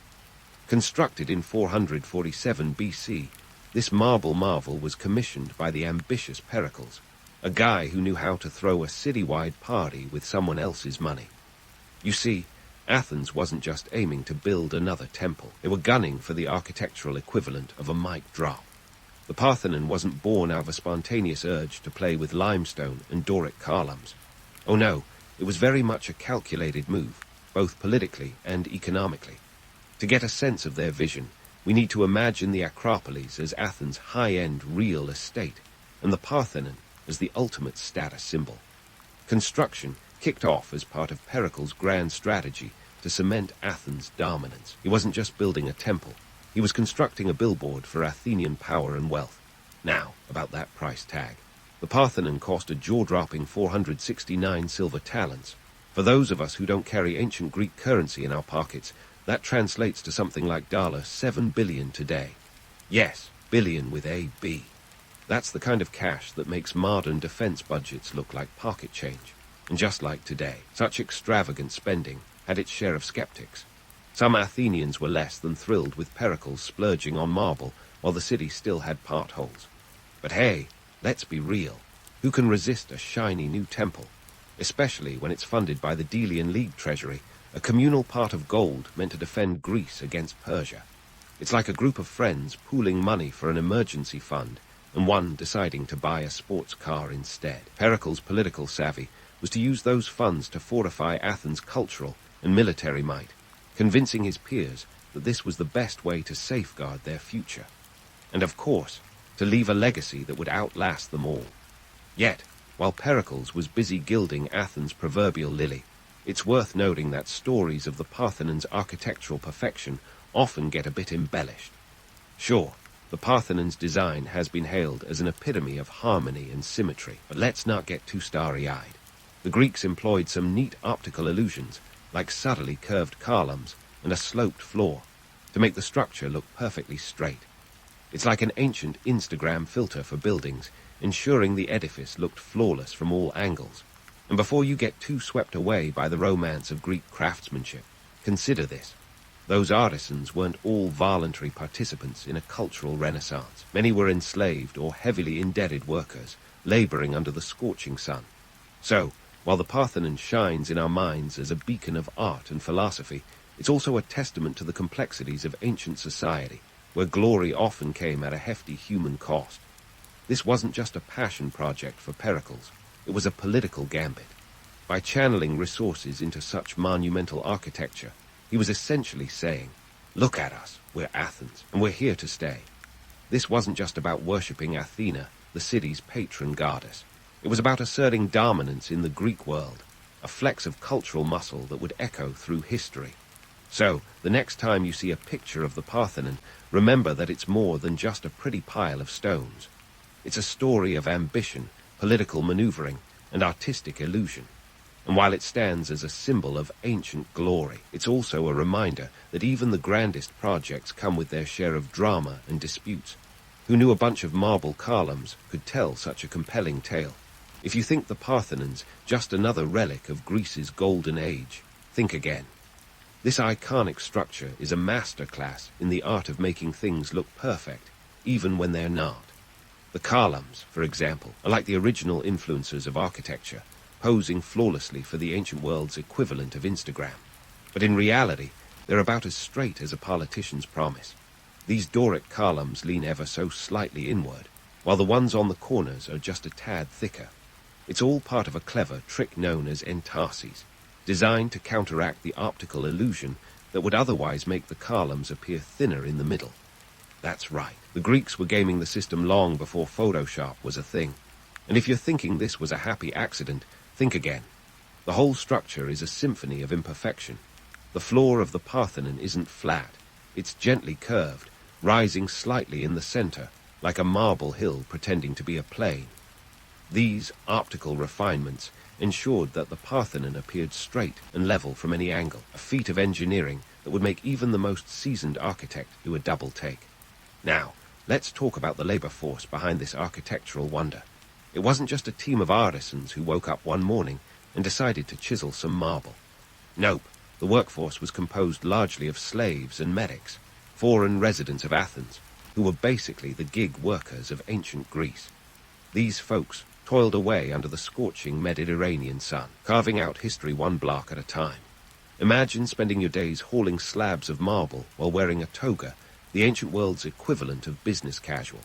Not exactly a tick-tock-worthy job, but hey, someone had to do it. Speaking of fashion, the Athenians weren't exactly runway ready. Forget the flowing garments you see in movies. Real Athenian attire was more about function than fashion. Think woolen chittons and leather sandals. Perfectly suitable for a day of hard labor, but hardly what you call stylish by today's standards. Yet, in a society obsessed with appearances, even the most mundane aspects of life were subject to scrutiny. It was a world where social standing was displayed not just in what you wore, but in the very stones you carved. But let's not sugarcoat it. The Parthenon wasn't just about aesthetics or religious devotion. It was a political power play of epic proportions. Remember the Delian League's war chest, that treasure trove of funds meant to protect Greece from Persian invasions? Well, Pericles took a detour with that cash, channeling it into this massive public works project instead. It's like taking the neighborhood watch budget and building a statue in your backyard, only on a much grander scale. This move wasn't just about honoring Athena, the city's patron goddess.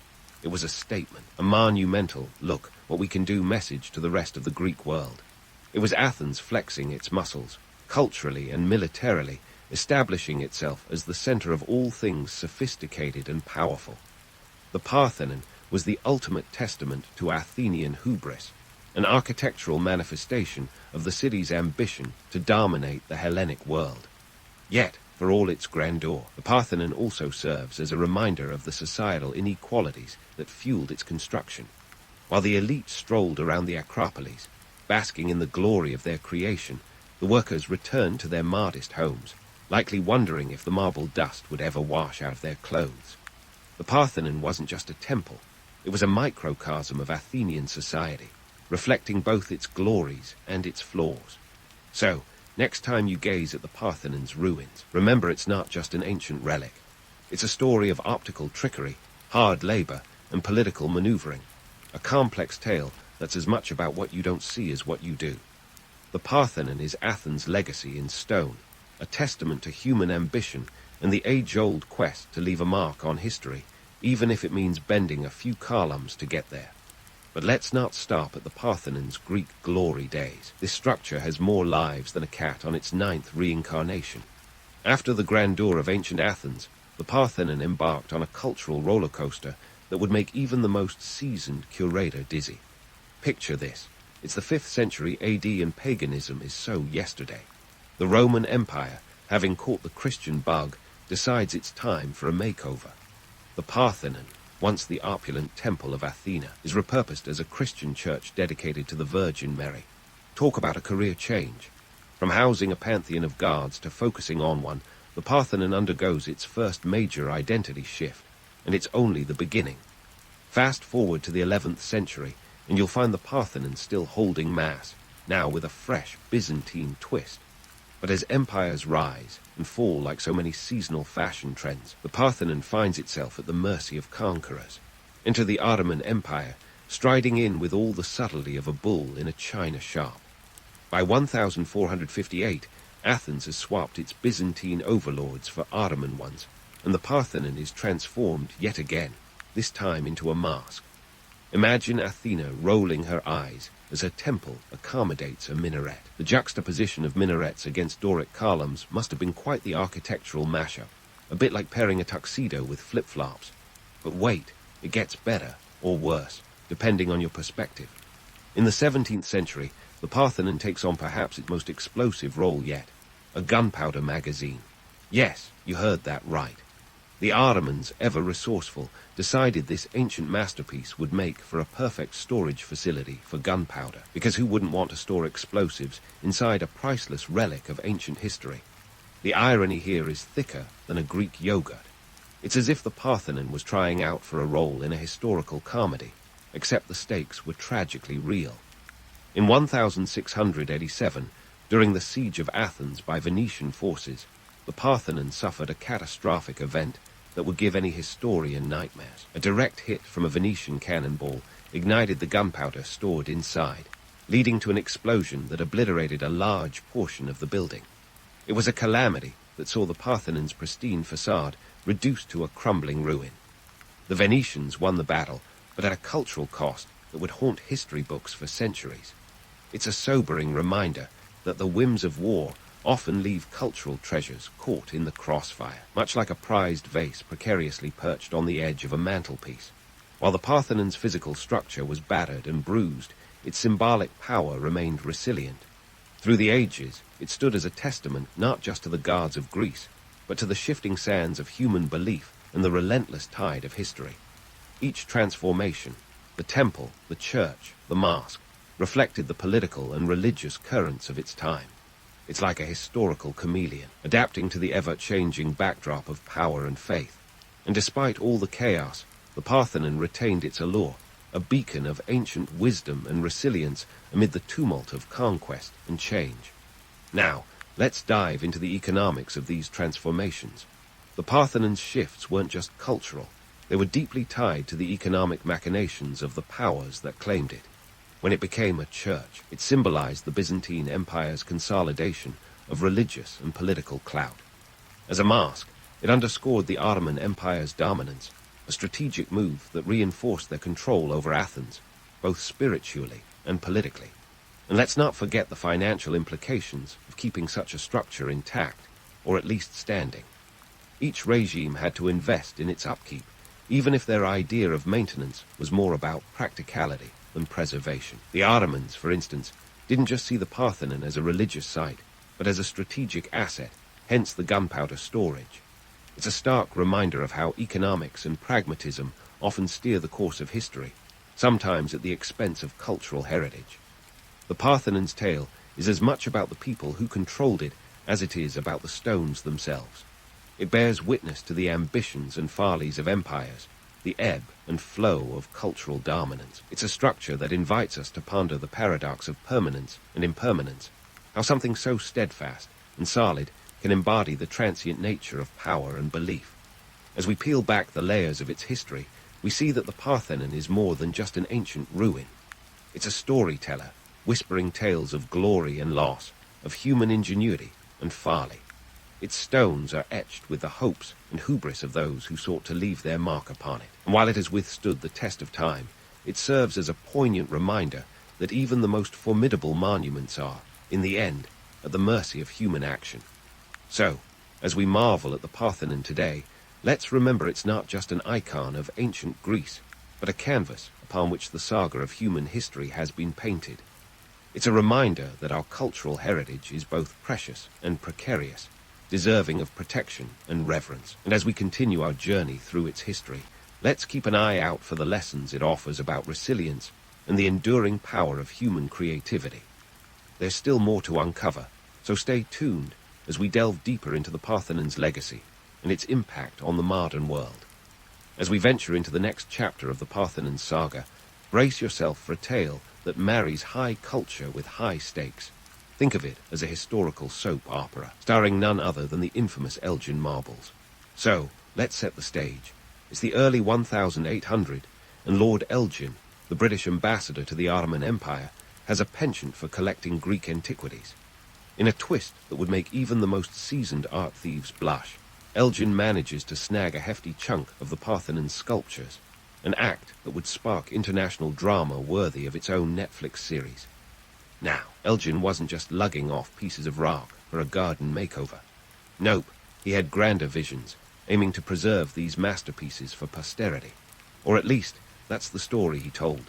What he actually did was orchestrate the removal of approximately half of the Parthenon's surviving sculptures, a process that involved sawing them off the building like a Black Friday shopping spree with a hacksaw. Elgin's justification. He claimed he had permission from the Ottomans, who then controlled Athens. But whether this permission was as legitimate as a diploma from a diploma mill is still up for debate. These marbles weren't just any old stones. They included friezes, metopes, and statues that depicted the height of Athenian artistry and culture. The removal process was as subtle as a rock concert at midnight, with Elgin's men hacking away pieces that had stood since the days of Socrates. As you might imagine, this wasn't exactly a hit with the locals, or with history, for that matter. It's like throwing a toga party and swiping the host's silverware on your way out. Even Lord Byron, the romantic poet and the original influencer, was aghast, calling Elgin's actions vandalism in the poetic equivalent of a scathing tweet. Fast forward to the present, and the marbles reside in the British Museum, a residency that's about as contentious as a celebrity divorce. Greece has been calling for their return since the early 20th century, arguing that the marbles are an integral part of their cultural heritage. The British Museum, on the other hand, maintains that they acquired the marbles legally and that they're safer in London, where pollution and urban development can't touch them. It's a debate that flips between cultural stewardship and cultural appropriation, with both sides wielding history like a weapon. Now, let's talk economics. Heritage tourism is big business, and the Parthenon is a crown jewel in Greece's cultural crown. The site draws millions of visitors each year, contributing significantly to the Greek economy. The marble's absence is like a glaring gap in a Hollywood blockbuster's cast. Imagine the Avengers without Iron Man. The return of the marbles could boost tourism even further, drawing in visitors eager to see the Parthenon in something closer to its original glory. But beyond the tourist dollars, there's the priceless value of cultural identity and historical continuity, which is harder to quantify but no less important. Over in London, the British Museum argues that the marbles are part of the world's shared heritage, accessible to an international audience. They claim the marbles serve as a bridge between cultures, an argument that's about as convincing as saying you're borrowing your neighbor's Wi-Fi for the good of the community. Yet, there's no denying that the marbles attract millions of visitors to London each year, contributing to the city's cultural prestige and economic gains. It's a classic case of finders keepers, except the finder didn't exactly stumble upon these treasures in a lost and found box. But wait, there's more. The debate over the Elgin marbles taps into broader conversations about colonialism and the restitution of artifacts. As nations around the world grapple with the legacy of colonialism, the question of who owns cultural artifacts has become a flashpoint. Museums globally face increasing pressure to return items to their countries of origin, making the marbles a symbol of this larger movement. It's a complex dance of ethics, history, and international relations, with the marbles caught in the middle like history's hardest potato. Beyond the cultural tug-of-war, let's not forget the human element.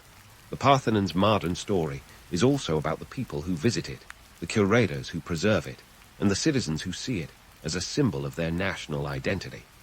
Every year, millions of tourists flock to the Acropolis, snapping selfies with the remaining ruins, their wandering eyes reflecting the awe and wonder that the ancient Greeks themselves might have felt.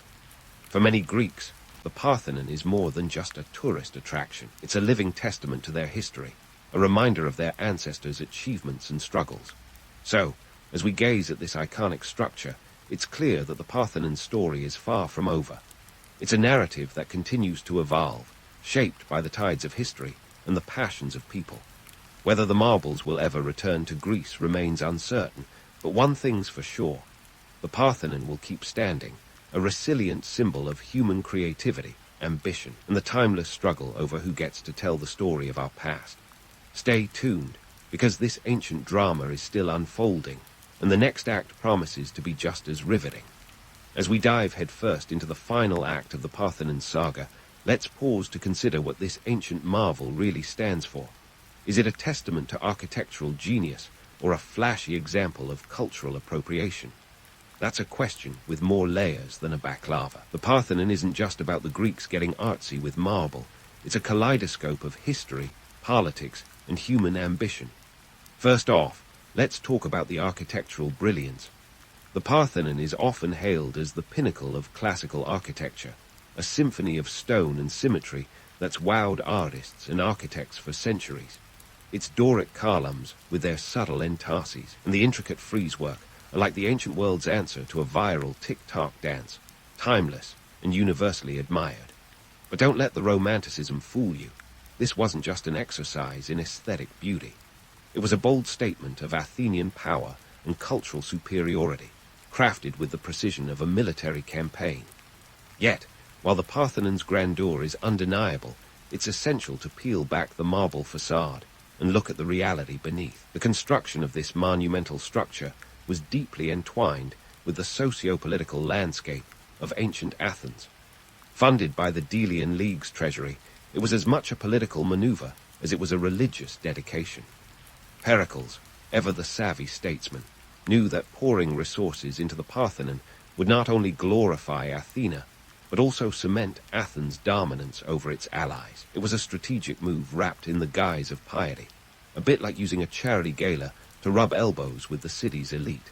Fast forward to the modern era, and the Parthenon story has become a complex tapestry of cultural heritage and international politics. Current preservation efforts are a testament to the global fascination with ancient Greece.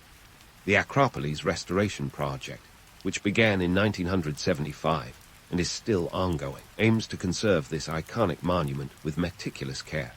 It's a labor of love that involves archaeologists, architects, and engineers, all working to ensure the Parthenon can withstand the test of time. The project is as much about preserving history as it is about managing the millions of tourists who flock to the site each year, eager to capture Athens' ancient allure in a selfie.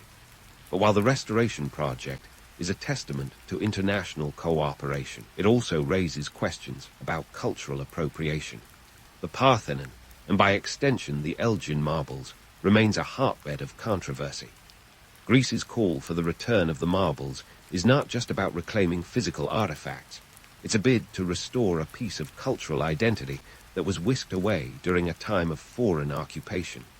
It's a poignant reminder that history is often written by the victors, and cultural treasures can become pawns in the game of geopolitical chess. And speaking of identity, the global fascination with ancient Greece is a mix of admiration and idealization.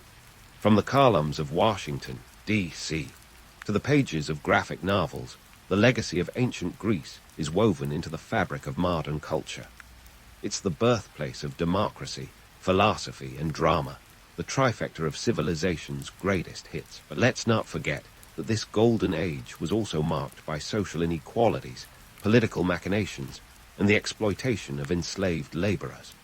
The romanticized vision of ancient Athens as a utopia of wisdom and beauty glosses over the harsh realities that underpinned its achievements.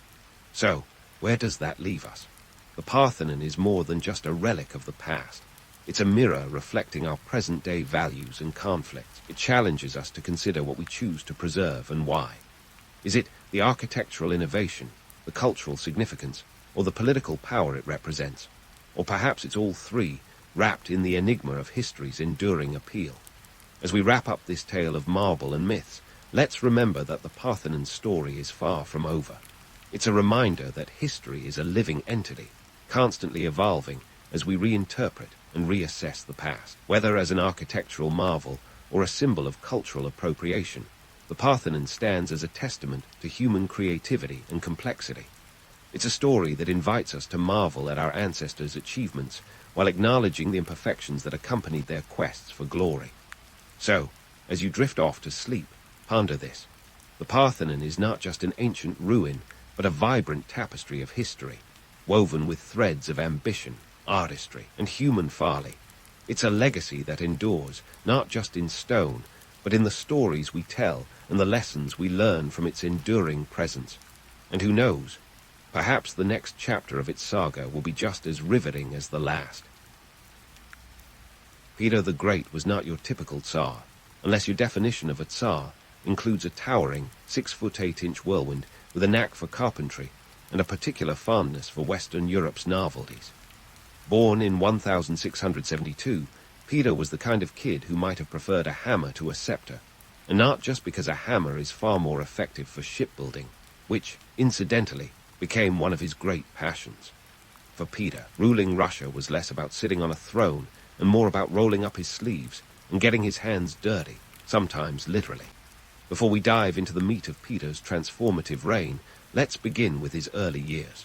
Of course, in those days, Russia wasn't exactly a hotbed of innovation.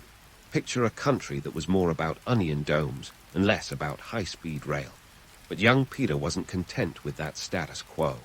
At 10 years old, he ascended to the throne, though it was initially in a joint capacity with his half-brother Ivan V, who was more of a figurehead due to his health issues. Peter, however, was the real deal, and it didn't take long for him to sideline Ivan and start steering the ship, pun intended, toward modernization. Now, Peter's childhood wasn't all parades and palace balls. In fact, he spent a good chunk of his early life in a less-than-royal setting, away from the intrigues and backstabbing of Moscow's Kremlin. This exposure to a more down-to-earth lifestyle might explain his penchant for what we'll call non-traditional hobbies. Forget hunting or chess. Peter was obsessed with shipbuilding and artillery. He was the kind of guy who'd look at a pile of wood and see a fledgling navy. Speaking of shipbuilding, let's talk about Peter's infamous Grand Embassy trip of 1697-1698. Imagine a ruler who decides to take a gap year, not to backpack across Europe, but to learn the nuts and bolts of ship construction and military techniques. Peter was fascinated by the West and convinced that Russia needed to catch up if it ever hoped to compete on the European stage. So, he embarked on an epic journey, leaving Russia in the hands of trusted advisors, and headed west with a 250-strong entourage. And here's where it gets really interesting. Peter traveled incognito, adopting the alias of Sergeant Pyotr Mikhailov. Yes, the towering Tsar was attempting to blend in with the common folk, a bit like Shaquille O'Neal trying to pass unnoticed in a crowd of jockeys. His first stop was the Netherlands, where he took up residence in Zaandam, a shipbuilding hub. There, Peter, still in his guise as Mikhailov, worked in the shipyards, learning the craft from the ground up. He wasn't just an observer. Oh no, Peter rolled up his sleeves and got to work, much like an intern on their first day, albeit one who could eventually have you executed. While in the Netherlands, Peter was a diligent student, much to the bemusement of the Dutch workers, who had no idea they were laboring alongside Russian royalty. It wasn't just shipbuilding that captivated Peter. He also took notes on everything from urban planning to military organization and even dentistry. Yes, dentistry. Peter had a bit of a thing for pulling teeth, which he practiced on his unfortunate courtiers. Peter's Western escapade wasn't just about picking up a few building tips. It was a full-on immersion in Western culture, and he returned to Russia with more than just tools and techniques. He brought back ideas, innovations, and perhaps most controversially, a newfound disdain for traditional Russian beards. You see, in Peter's view, beards were an emblem of backwardness. So, in a move that would make any hipster shudder, he imposed a beard tax, compelling his subjects to shave or shell out for the privilege of keeping their facial hair. This wasn't as simple as a quick trip to the barber. Peter was serious about his reforms. Officials were stationed at city gates to enforce the tax, scissors in hand for those who couldn't or wouldn't pay up. The beard tax was just one of many ways Peter sought to drag Russia, kicking and screaming if necessary, into the modern era. Not all of Peter's reforms were met with open arms, and it's not hard to see why. Imagine someone showing up and telling you that your beloved cultural traditions were passé and had to go. It's like being told you can no longer use emojis in texts because they're too old-fashioned. But Peter wasn't going to let a little resistance get in his way. His vision was clear. A powerful, modern Russia that could stand toe-to-toe with the great powers of Europe. In the end, Peter's early years set the stage for a reign that would fundamentally transform Russia. His larger-than-life personality, his penchant for the unconventional, and his absolute resolve to reform his country marked him as one of history's most unique rulers. Whether he was learning to build ships incognito or waging war on beards, Peter the Great had a singular focus: to make Russia great, no matter how many traditions he had to trim along the way. Peter the Great was like that one friend who decides to overhaul their entire life after a single motivational podcast. Picture a Tsar who, instead of just dreaming big, decided to recruit an army of Western officers to help him turn Russia into Europe's next big thing. Peter's obsession with modernizing wasn't just a hobby. It was a full-on mission statement. If shipbuilding was his first love, then crafting a European-style military was his second. Now, let's talk about the army and navy Peter envisioned, because he wasn't content with Russia's medieval status quo. The old way of doing things involved noblemen leading troops.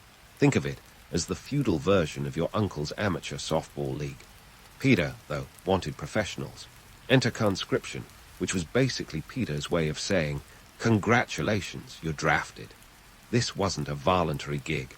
It was more like winning a lottery you didn't enter.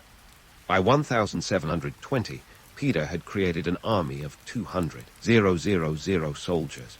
Considering Russia's population was around 14 million at the time, there's a hefty chunk of folks swapping plows for muskets. But it wasn't just about numbers. Peter knew those troops needed a serious upgrade in tactics and training. So, he brought in Western officers.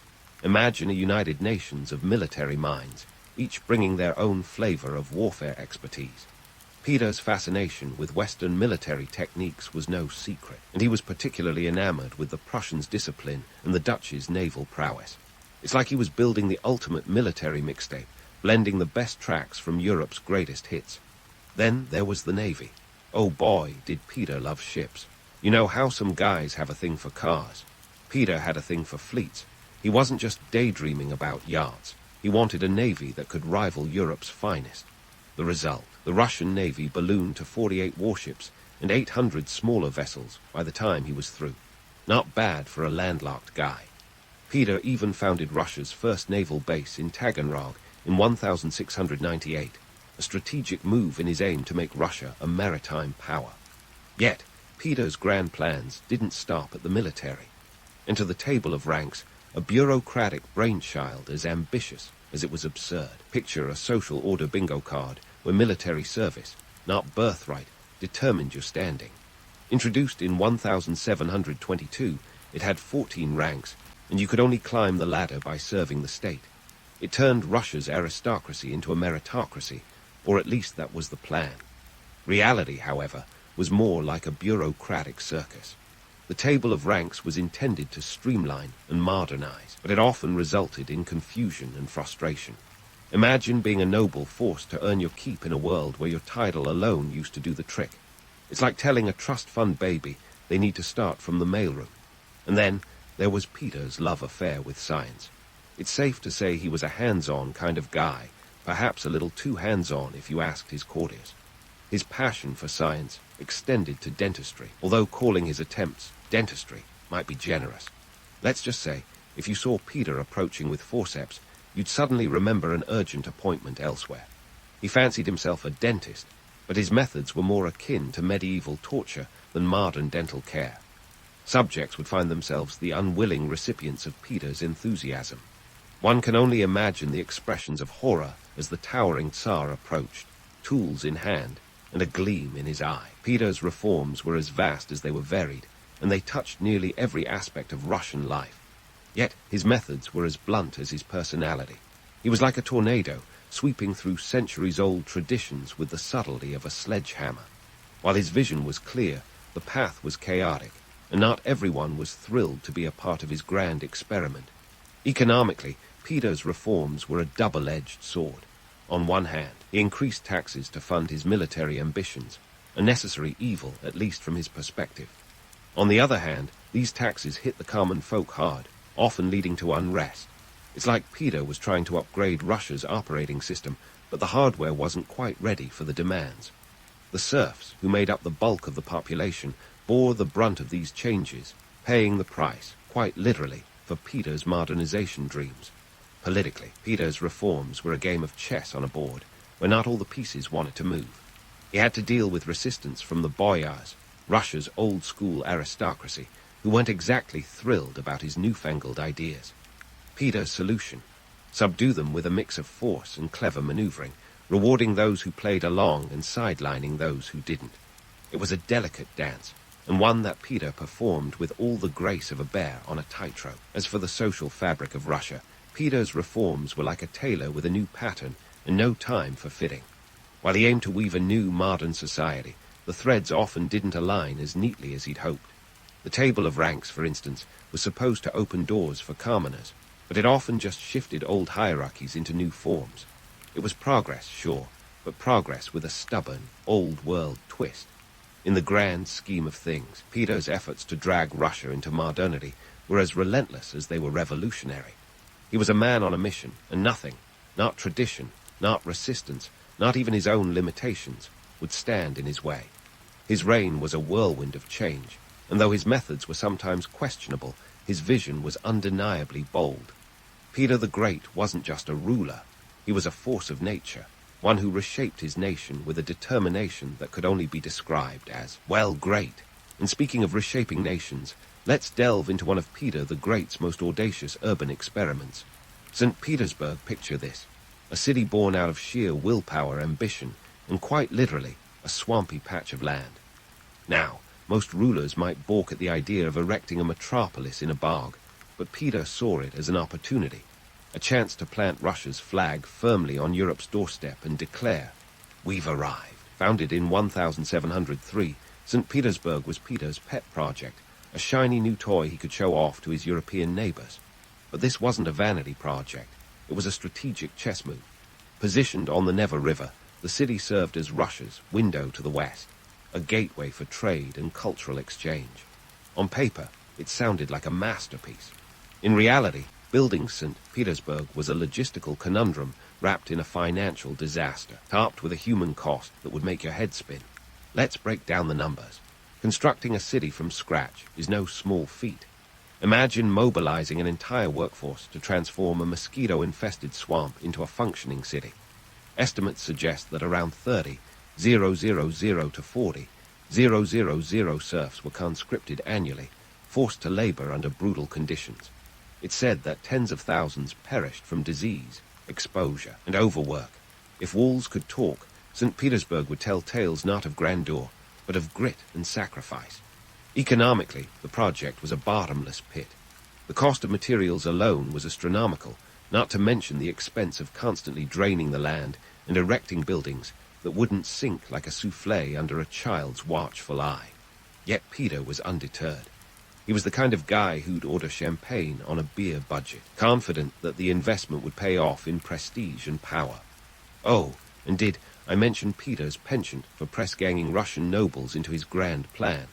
Picture a group of aristocrats, accustomed to the cushy life in Moscow, suddenly commanded to build and inhabit homes in a city that was, at best, a work in progress.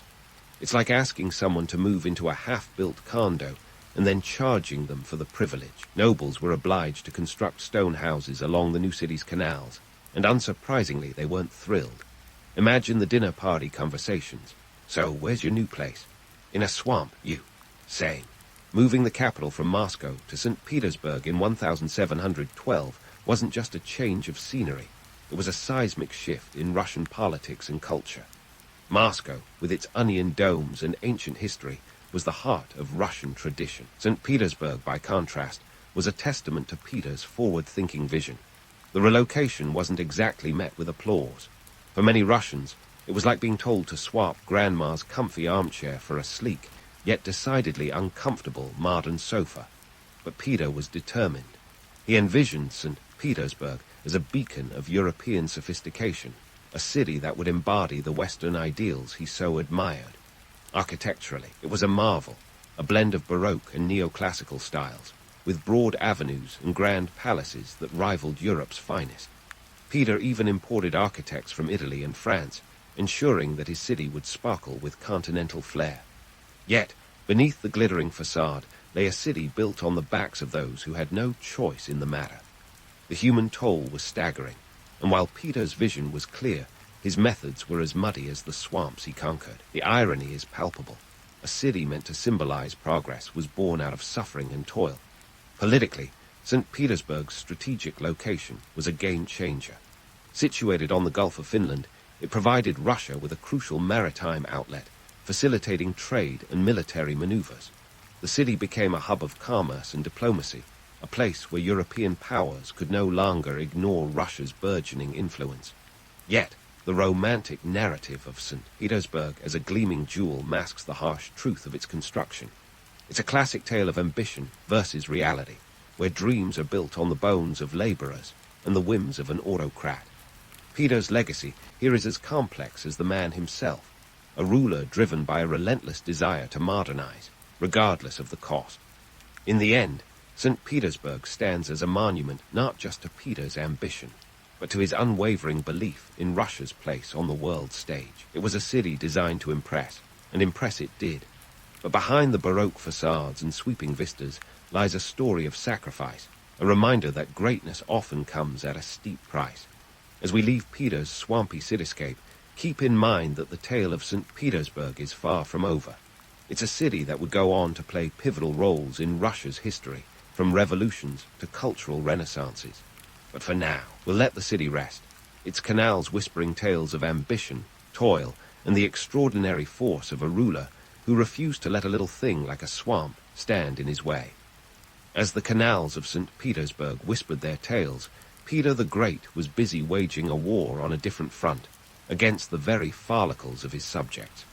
Yes, we're talking about the infamous beard tax, an audacious move that had every Russian man stroking their chin with a mix of disbelief and defiance. In Peter's eyes, beards were the antithesis of progress, a relic of the past best left behind like a forgotten mullet in a family photo. To Peter, shaving was a symbol of modernization. In the West, clean-shaven faces were all the rage, and Peter, ever the trendsetter, decided it was high time Russia joined the fashion parade into the beard tax of 1,698. If you wanted to keep your beard, you had to pay for the privilege. Picture this, a sliding scale of fees depending on your social status. Nobles and merchants shelled out a hefty 100 rubles annually, while peasants paid a mere 2. Soldiers, however, got a free pass. After all, a bearded warrior has a certain rugged charm. Now, enforcing this tax was a whole other circus. Officials stood at city gates, scissors at the ready, trimming the beards of those who refused to pay. It turned the simple act of entering a city into a follicular showdown. And let's not forget the copper token, a medallion inscribed with the words, "The beard is a superfluous burden," issued to those who paid the tax. Imagine carrying that around as a badge of compliance, a literal get-out-of-trimming-free card. Yet, for all its absurdity, the beard tax was more than just a quirky footnote in history. It was a statement, a declaration that Russia was shedding its old skin. But not everyone was thrilled about this enforced grooming. The Russian Orthodox Church, in particular, saw the beard as a sacred symbol. To them, shaving was tantamount to blasphemy, an affront to their very identity. It was as if Peter had waltzed into a rock concert and demanded everyone swap their leather jackets for tuxedos. The clash between Peter and the church was more than just hair-raising. It was emblematic of the broader cultural upheaval he was orchestrating. The Orthodox Church, a pillar of Russian tradition, found itself at odds with a Tsar who seemed determined to dismantle its influence. Peter wasn't just trimming beards, he was cutting away centuries of religious authority. The church, understandably, was not amused. Resistance simmered, with clergy and laymen alike questioning the Tsar's audacity. Yet Peter, in his usual fashion, was undeterred. He had a vision, and nothing, not even divine opposition, would stand in his way. And speaking of opposition, let's talk about Peter's personal life, which was as tumultuous as a Russian winter. His marriage to Eudoxia Lopakina was a match made in political machinations rather than heaven. As the story goes, Eudoxia, chosen for her orthodox piety, was Peter's mother's pick. But Peter, ever the iconoclast, found himself at odds with her traditional ways. Their union was a battlefield, and in 1698, Peter sent Eudoxia packing to a convent, effectively ending their marriage. This wasn't your average divorce. It was a royal dismissal, complete with a vow of chastity and a new monastic name. But Peter's approach to personal relationships wasn't all convents and controversy. He found solace in the arms of Martha Skavronskaya, a Lithuanian peasant who would become Catherine I of Russia. Their relationship was a whirlwind of passion and partnership, a stark contrast to the formality of his first marriage. Catherine wasn't just a consort. She was a confidante and a co-ruler, a woman who shared Peter's vision and wasn't afraid to get her hands dirty in the process. Yet Peter's personal life wasn't just about affairs of the heart. It was also about his penchant for hands-on discipline. Peter had a unique management style, one that could be described as a bit too hands-on, literally. He wasn't above doling out punishment himself, whether that meant a quick temper-fueled slap or a more calculated reprimand. Imagine a boss who not only writes you up, but also delivers the reprimand with a personal touch.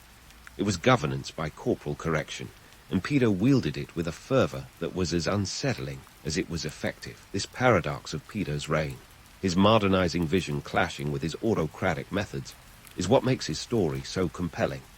Here was a ruler obsessed with progress, yet utterly ruthless in his execution. He was a man who could envision a new Russia, yet his path to that vision was paved with coercion and contradiction. It's the kind of irony that makes you shake your head, like a chef who insists on using a sledgehammer to crack an egg. Peter's autocracy was as much a part of his legacy as his reforms. He centralized power with the precision of a watchmaker, removing obstacles with a deftness that left no room for dissent.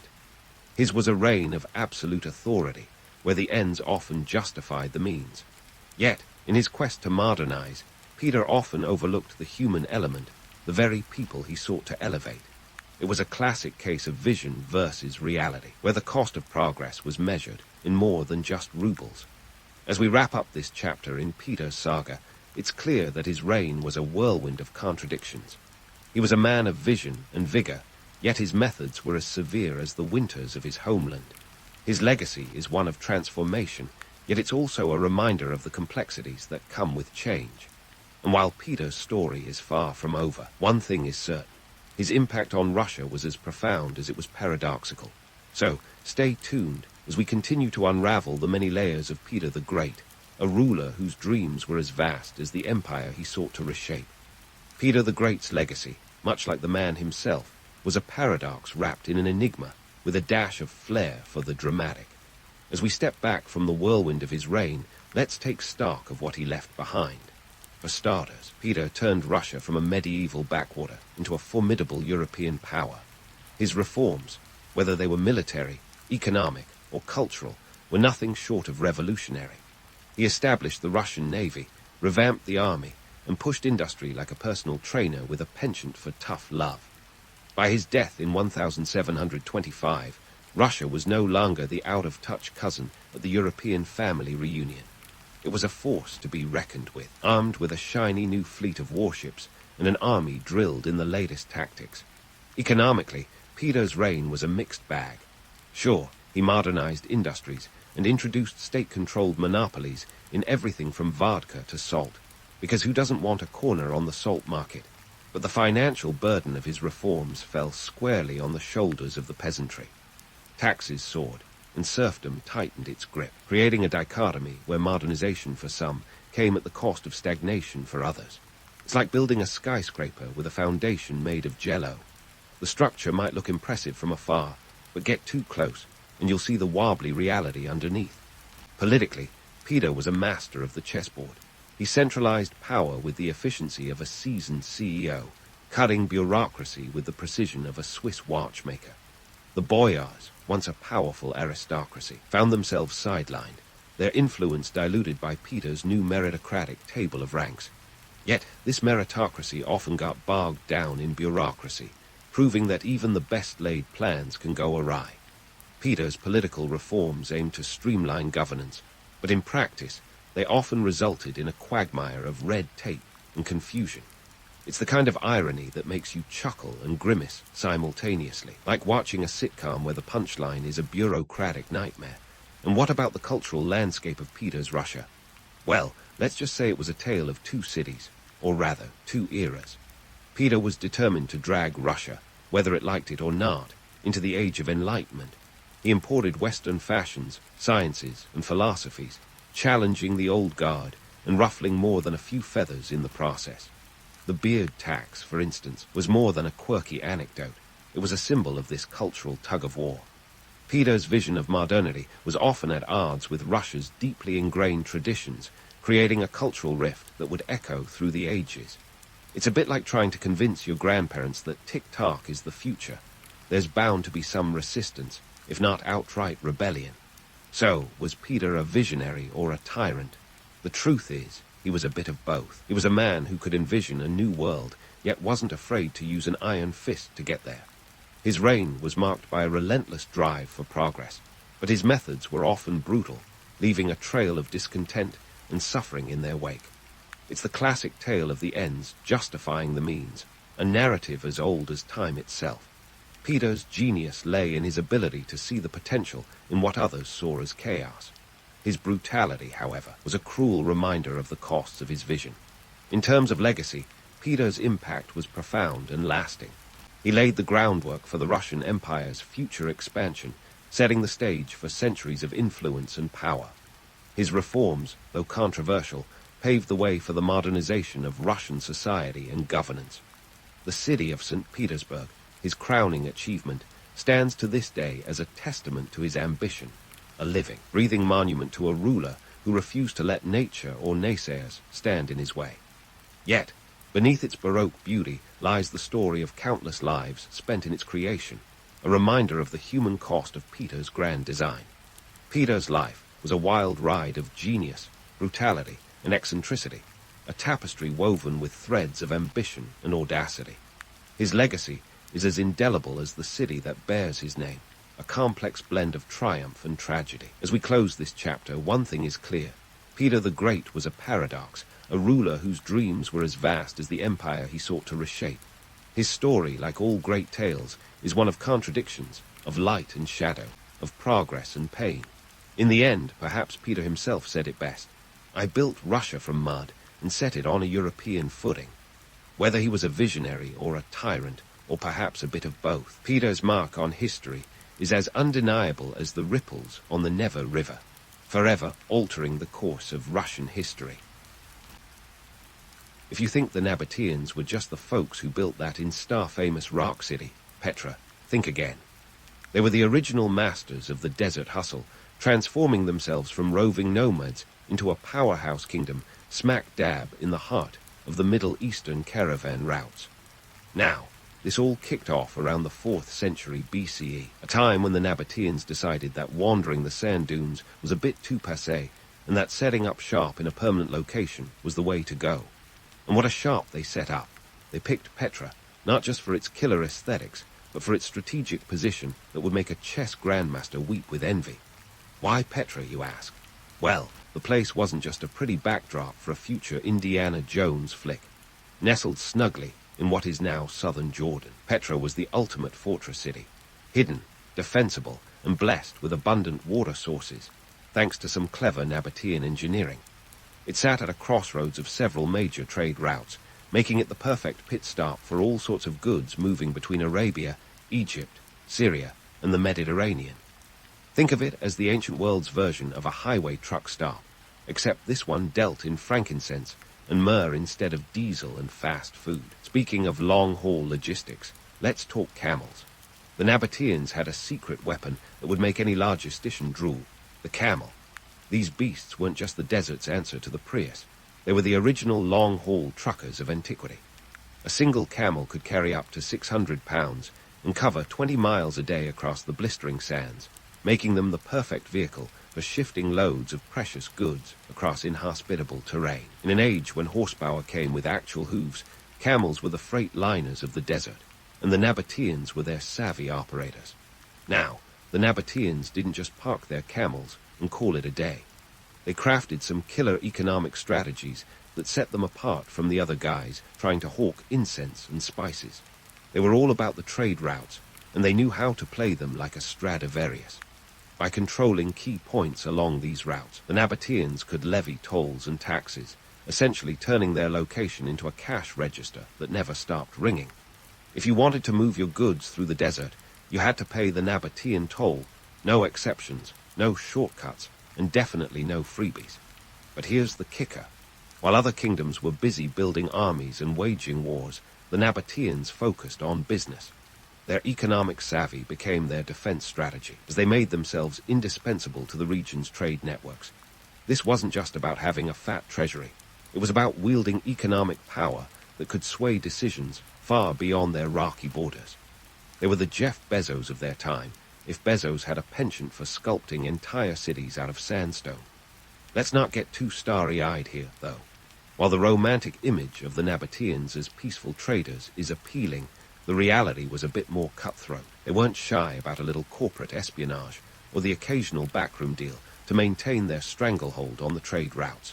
And why wouldn't they be? In a world where survival depended on getting the best deal, the Nabataeans played the game to win, even if it meant bending the rules or breaking a few along the way. So, there you have it. The rise of the Nabataean kingdom was no accident. It was a masterclass in strategic thinking, resourceful adaptation, and economic savvy, all set against the breathtaking backdrop of Petra. These were the folks who took the desert's harsh realities and turned them into opportunities, proving that sometimes the best way to conquer is not with the sword, but with a well-timed trade deal and a fleet of sturdy camels. So, let's dive into the real meat of the matter. How exactly did the Nabataeans turn their desert kingdom into an economic powerhouse? First off, they weren't just dabbling in the ancient equivalent of Etsy with a few handcrafted baubles. No, these guys were knee-deep in the incense trade, a business that was literally worth its weight in gold. Frankincense and myrrh were the headliners, the must-have commodities of the ancient world. Think of them as the iPhones and Teslas of their time. Every self-respecting royal household had to have them. Why, you ask? Well, frankincense had a multitude of uses, from religious rituals to medicine. It was the Swiss army knife of aromatic resins. Meanwhile, myrrh was no slouch either, with its roles in embalming and perfumery. Demand was sky-high, and the Nabataeans were sitting pretty on the supply chain. They cleverly positioned themselves as the middlemen extraordinaire, controlling the routes these exotic goods traveled from the Arabian Peninsula to eager markets in Rome and beyond. Clever manipulation of supply and demand. Check. The Nabataeans had a knack for creating scarcity and then capitalizing on it. When goods became too common, they'd simply pump the brakes on their caravans, making those sweet scents even more precious. It's like the ancient version of diamond cartels controlling the flow of shiny rocks. And just like that, prices soared. But trade wasn't the only ace up their sleeves. The Nabataeans were also urban planning visionaries. No joke. Forget the romantic notion of them surviving the desert like some nomadic Bear Grylls.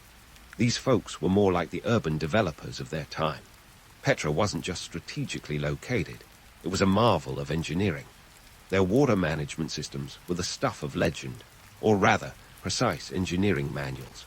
Petra received a measly 150 millimeters of rain annually, but the Nabataeans turned this dribble into a torrent. They engineered an intricate network of dams, cisterns, and conduits to capture every drop of rainwater and channel it into the city.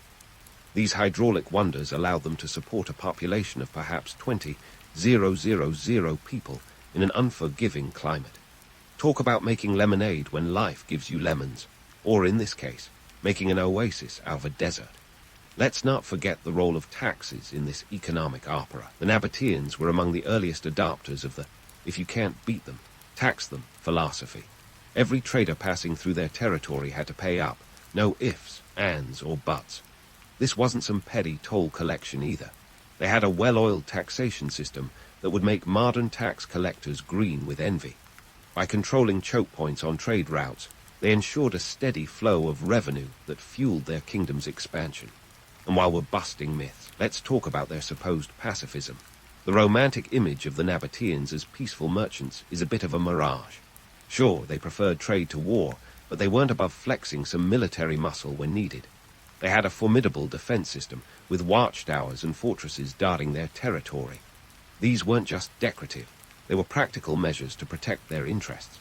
When push came to shove, the Nabataeans could, and did, defend their turf with the best of them. Their economic prowess wasn't just about amassing wealth, it was a geopolitical strategy.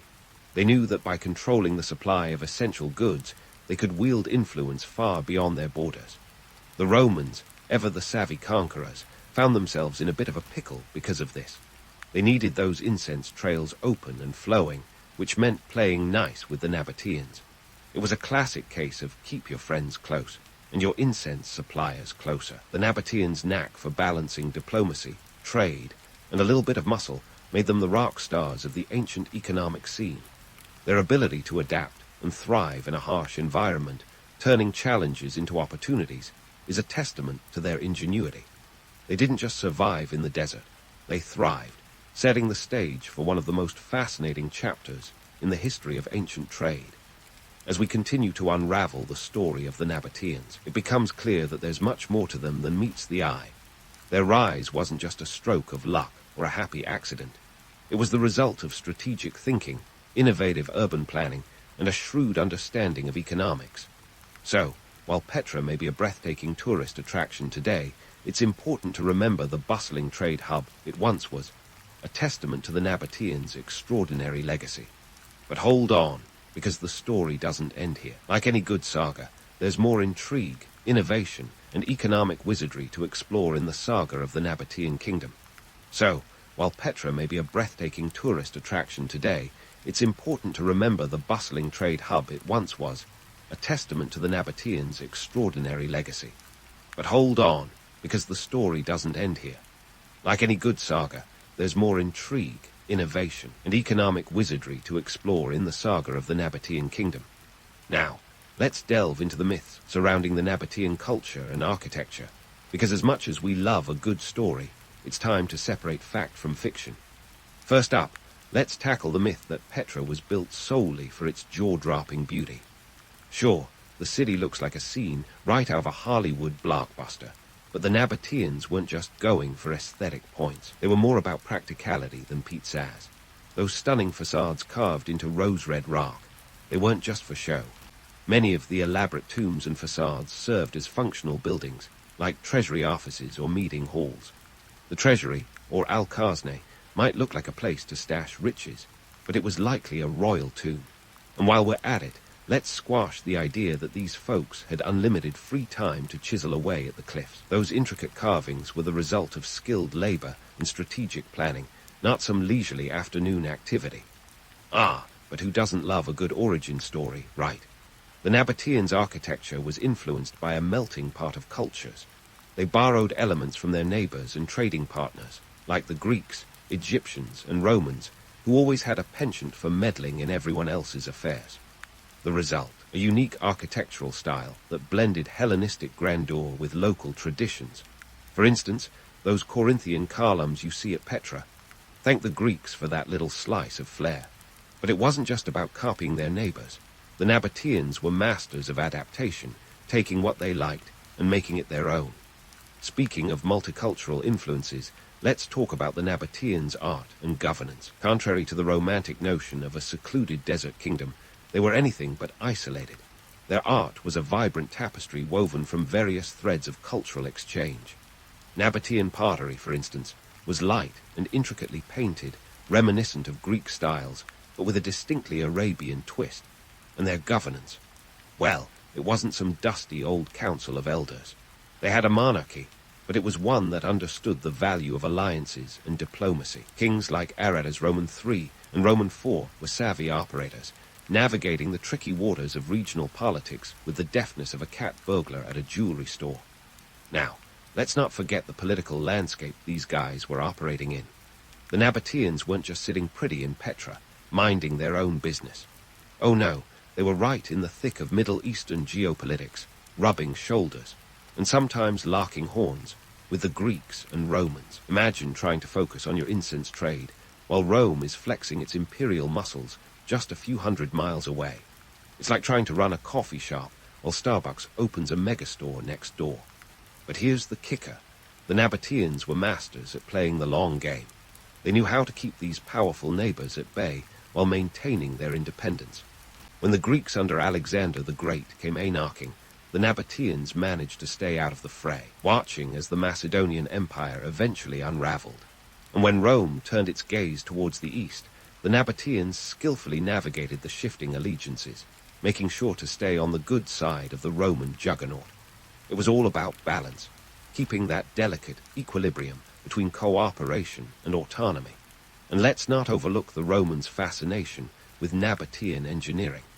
Those guys were no slouches when it came to infrastructure, but even they had to marvel at the Nabataeans' ability to harness the desert's scarce resources.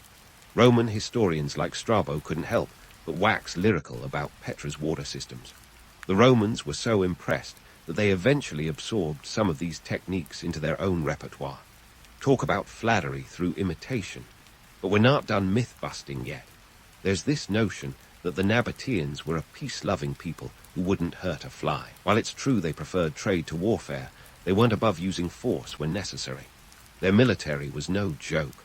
They had well-trained troops and fortifications to back up their economic might. Not exactly the image of pacifist traders, is it?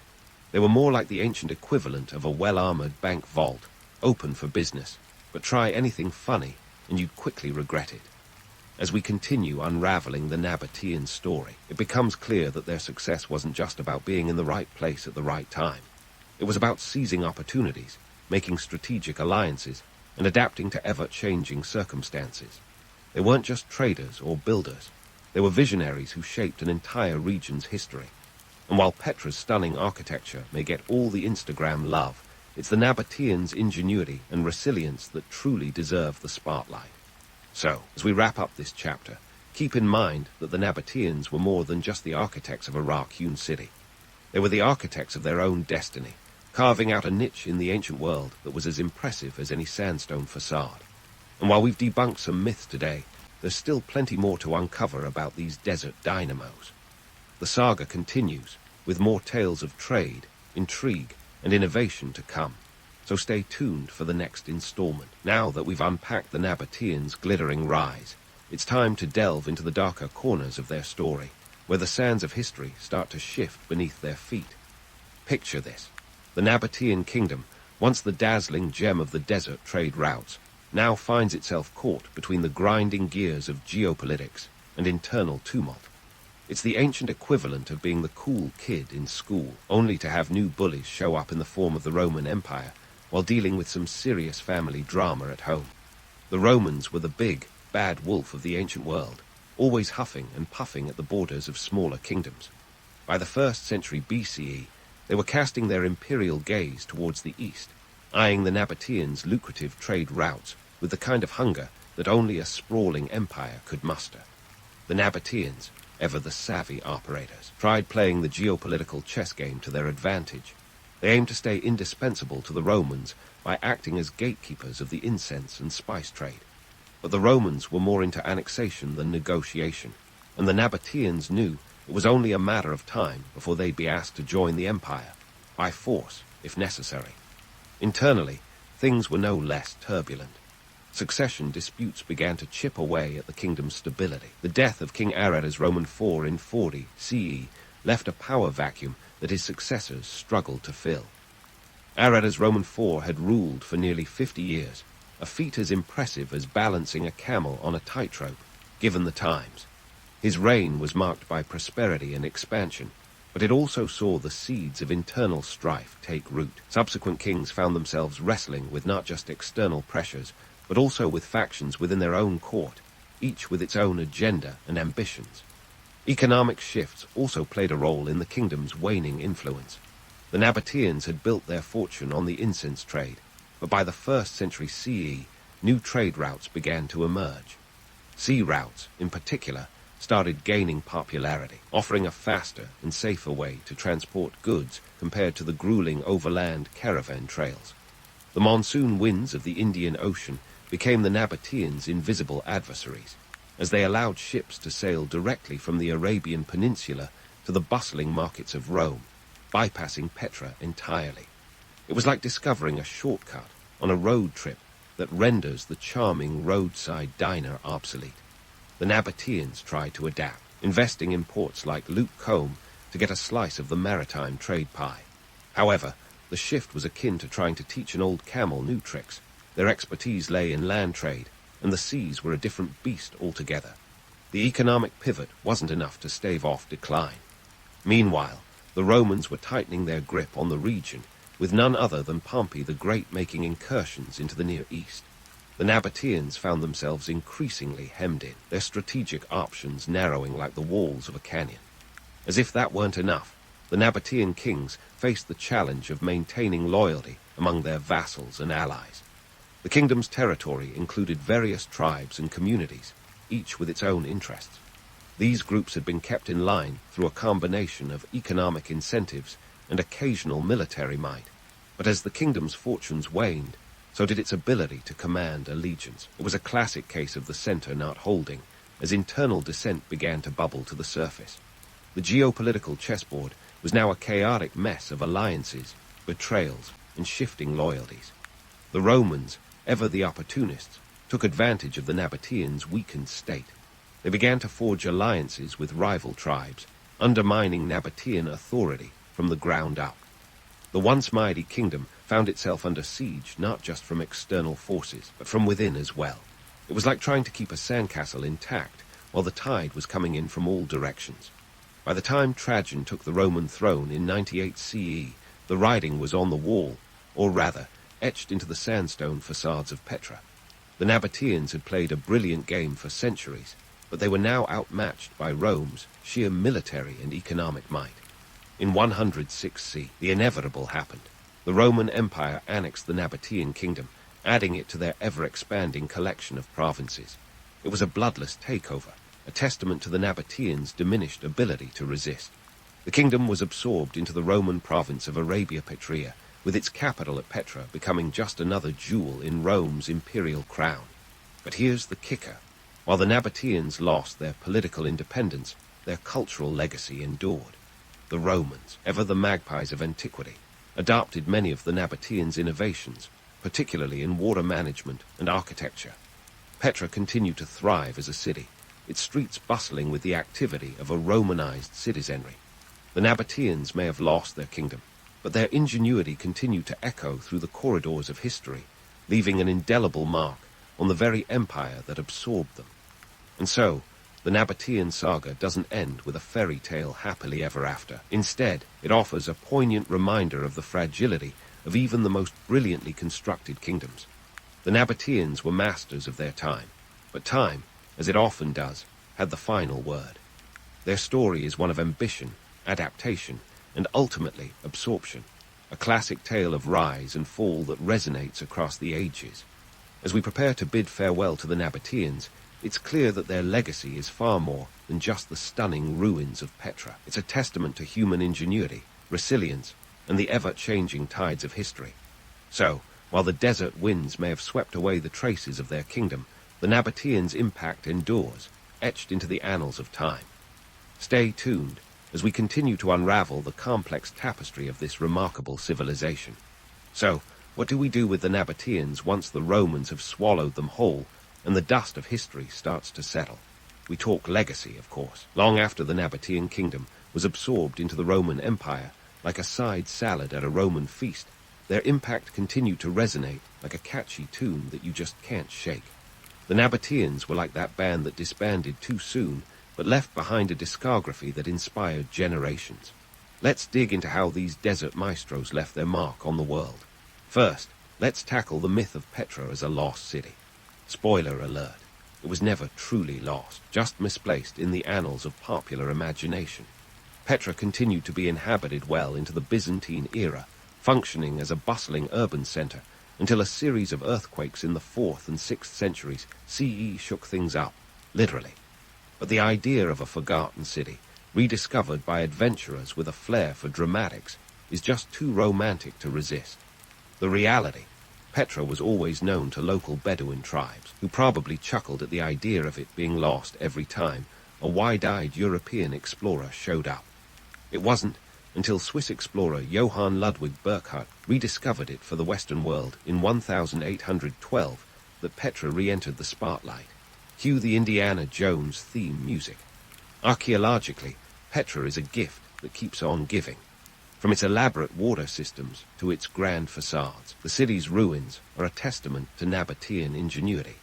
Archaeologists have unearthed everything from intricate pottery to sophisticated tombs, each artifact telling a story of a people who were masters of adaptation.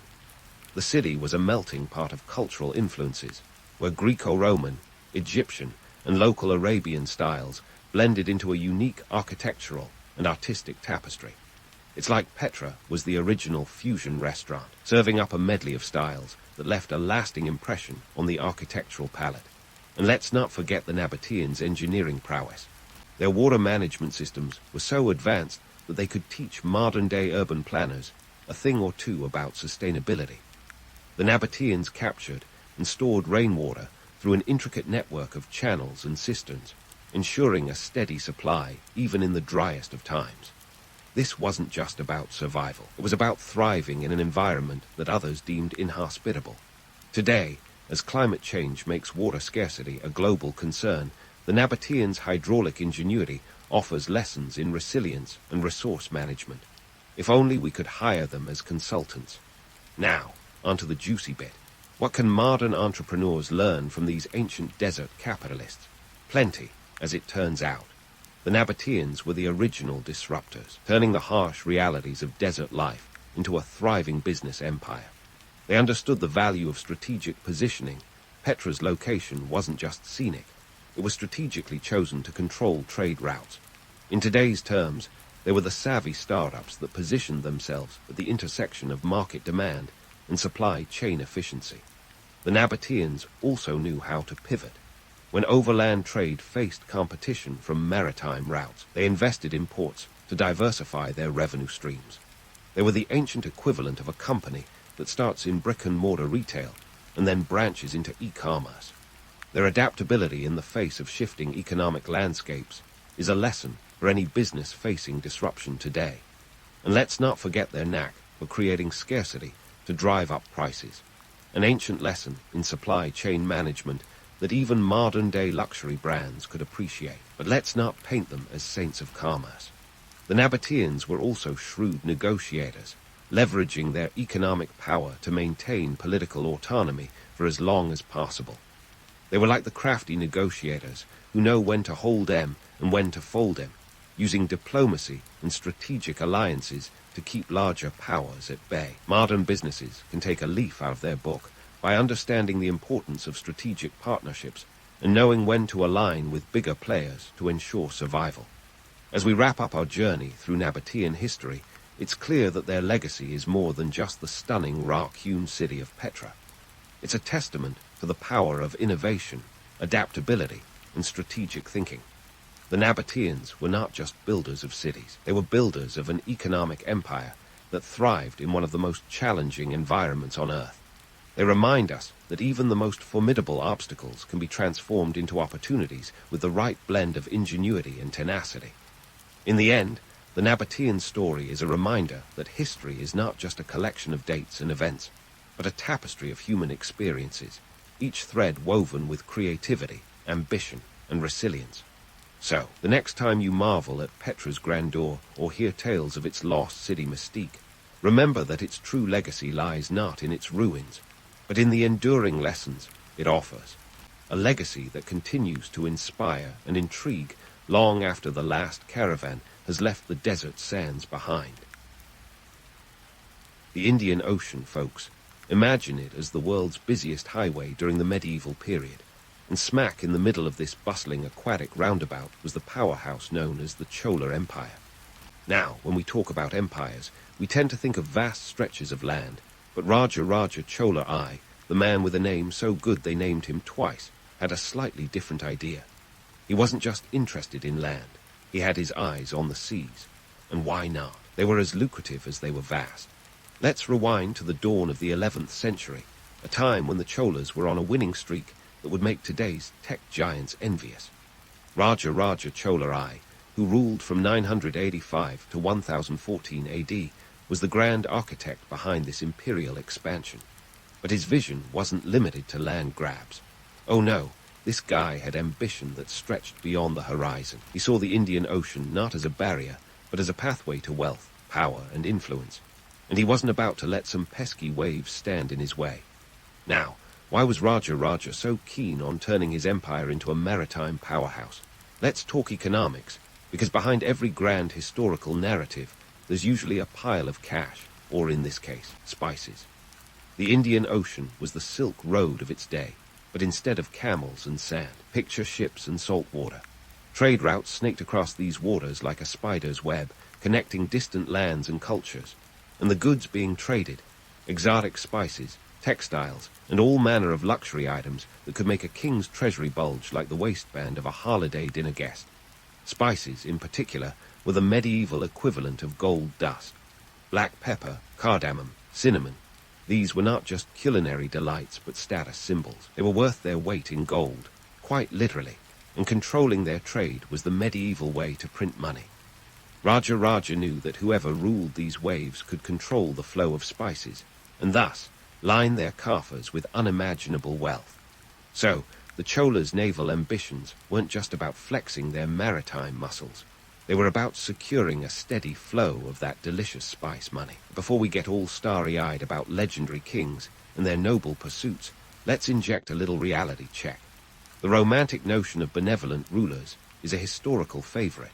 We love to picture these kings as wise, just, and concerned with the welfare of their people. Spoiler alert. Most of the time, they were in it for themselves. Raja's maritime ambitions were less about spreading peace and prosperity, and more about controlling a lucrative trade network. Empires weren't built on goodwill and handshakes. They were built on trade, taxes, and let's face it, a fair bit of muscle. The Chola Navy wasn't just a bunch of plucky sailors setting out on a grand adventure. It was a well-oiled war machine designed to dominate the sea lanes and protect those precious trade routes. Imagine massive ships, some as long as 100 feet, bristling with men ready to defend their cargo with their lives. These weren't day trippers. They were professional warriors of the sea. We're talking about a fleet that could number in the hundreds, with ships like the legendary Thirasadi, ships so large they were practically floating fortresses. Raja Raja's ambitions weren't confined to the Indian subcontinent, either. He had his sights set on the nearby kingdoms of Southeast Asia. And why not? They were key players in the spice trade. Conquering them wasn't just about expanding Chola territory. It was about securing monopoly over spice routes.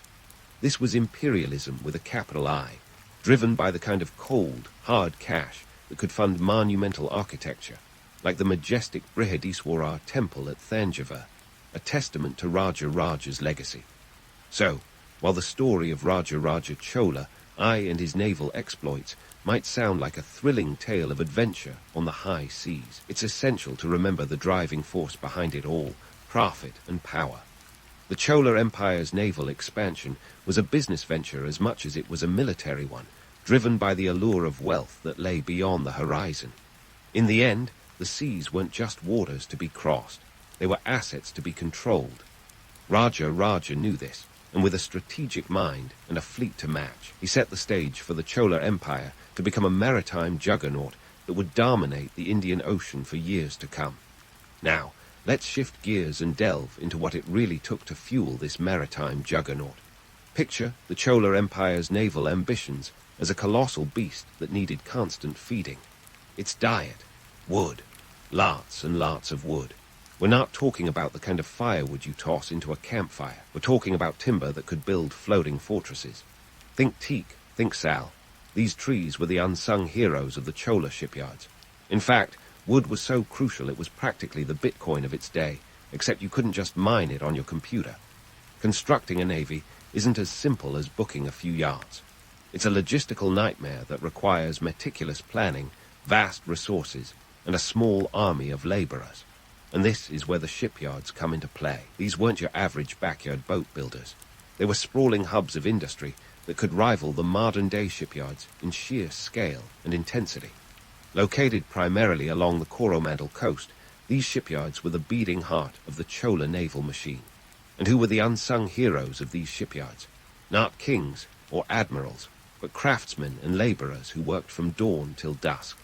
They were the true backbone of the Chola maritime enterprise. Imagine them as the assembly line workers of the medieval era, hammering, sawing, and shaping the colossal wooden planks into fearsome warships. These were the people who turned the raw materials of the land into the lethal instruments of the sea. We don't know their names, but their contributions were monumental. Without them, the Chola dream of naval supremacy would have been nothing more than a pipe dream. Now, let's talk economics and human cost. Building a navy is expensive, really expensive. Even in medieval terms, we're talking about a staggering allocation of resources. The Chola Empire had to ensure a steady flow of timber, metals for fittings, and rope for rigging. And then there were the human costs. It wasn't just about the laborers in the shipyards. There were also sailors, soldiers, and engineers.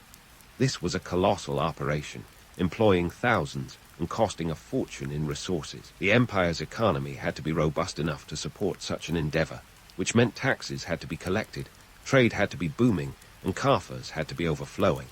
But here's where we burst the bubble of invincibility. The Chola Navy, for all its might, wasn't immune to disaster. Romanticized tales of invincible fleets gloss over the fact that the ocean is a cruel mistress. One documented misadventure was the ill-fated expedition to the Maldives. The Chola fleet set sail, confident and prepared, only to be met with a wicked storm that scattered the ships like leaves in the wind. It was a harsh reminder that even the most powerful navy could be at the mercy of the elements. Yet, despite these setbacks, the Chola Navy was a force to be reckoned with, thanks in no small part to the strategic brilliance of its leaders. These weren't just military minds. They were chess players, thinking several moves ahead. Take the conquest of Srivijaya in 1025 AD. This wasn't just a show of brute force. No, it was a masterstroke of strategy. The Cholas didn't just sail in with guns blazing. They timed their attack to perfection, exploiting political divisions and ensuring that the vital spice trade routes came under their control. The ability to bounce back from naval disasters and learn from them was what set the Chola Navy apart. It wasn't just about having the biggest ships or the most men. It was about adaptability and cunning. They understood that the ocean was as much an ally as it was an adversary. It was a calculated risk, and the Cholas were masters at playing the odds. So, while the legend of the Chola Navy is wrapped in tales of invincibility, the reality was far more nuanced. It was a complex blend of innovation, strategy, and sheer determination.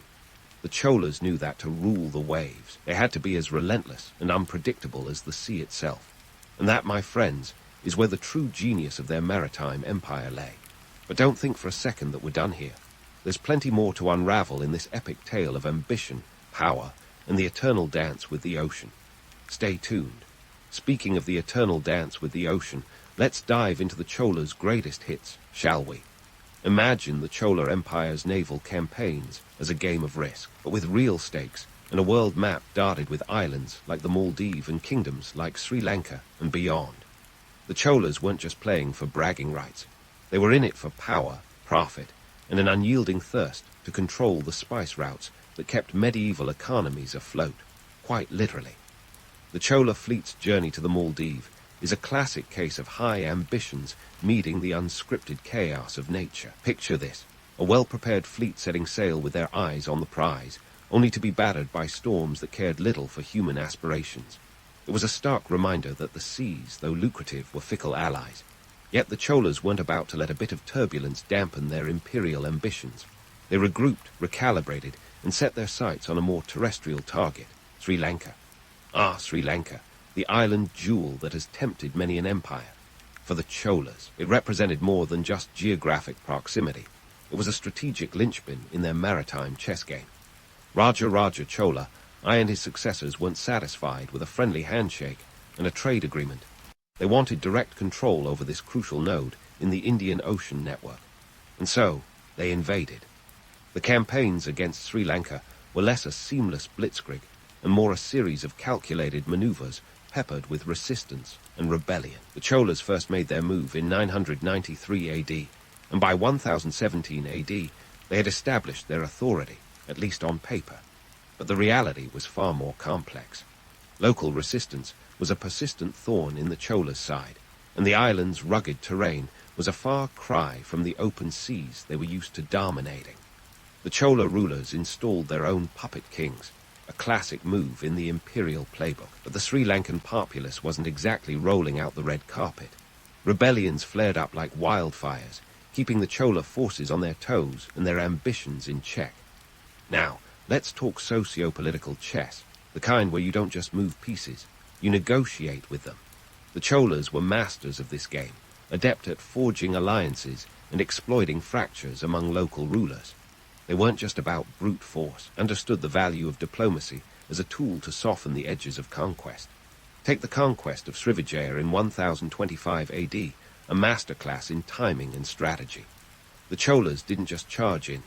They waited for the opportune moment when Srivijaya was internally divided and politically vulnerable. It was less a battle and more a surgical strike, designed to dismantle the enemy's control over the spice trade without engaging in prolonged warfare. Yet, despite their strategic brilliance, the Cholas' ventures weren't without their hiccups. The romanticized tales of their seamless victories gloss over the gritty reality of resistance. For every territory they conquered, there were local rulers and populations who weren't exactly thrilled to be part of the Chola Empire. In the Maldives, for instance, the Chola presence faced stiff opposition, and while they managed to install Chola-friendly rulers, maintaining control was a constant struggle. The locals weren't just passive spectators. They were active players, resisting the Chola yoke whenever they could. Let's not forget the economic engine driving this expansive enterprise. The Cholas' ambitions were fueled by a relentless pursuit of wealth, primarily through control of trade routes.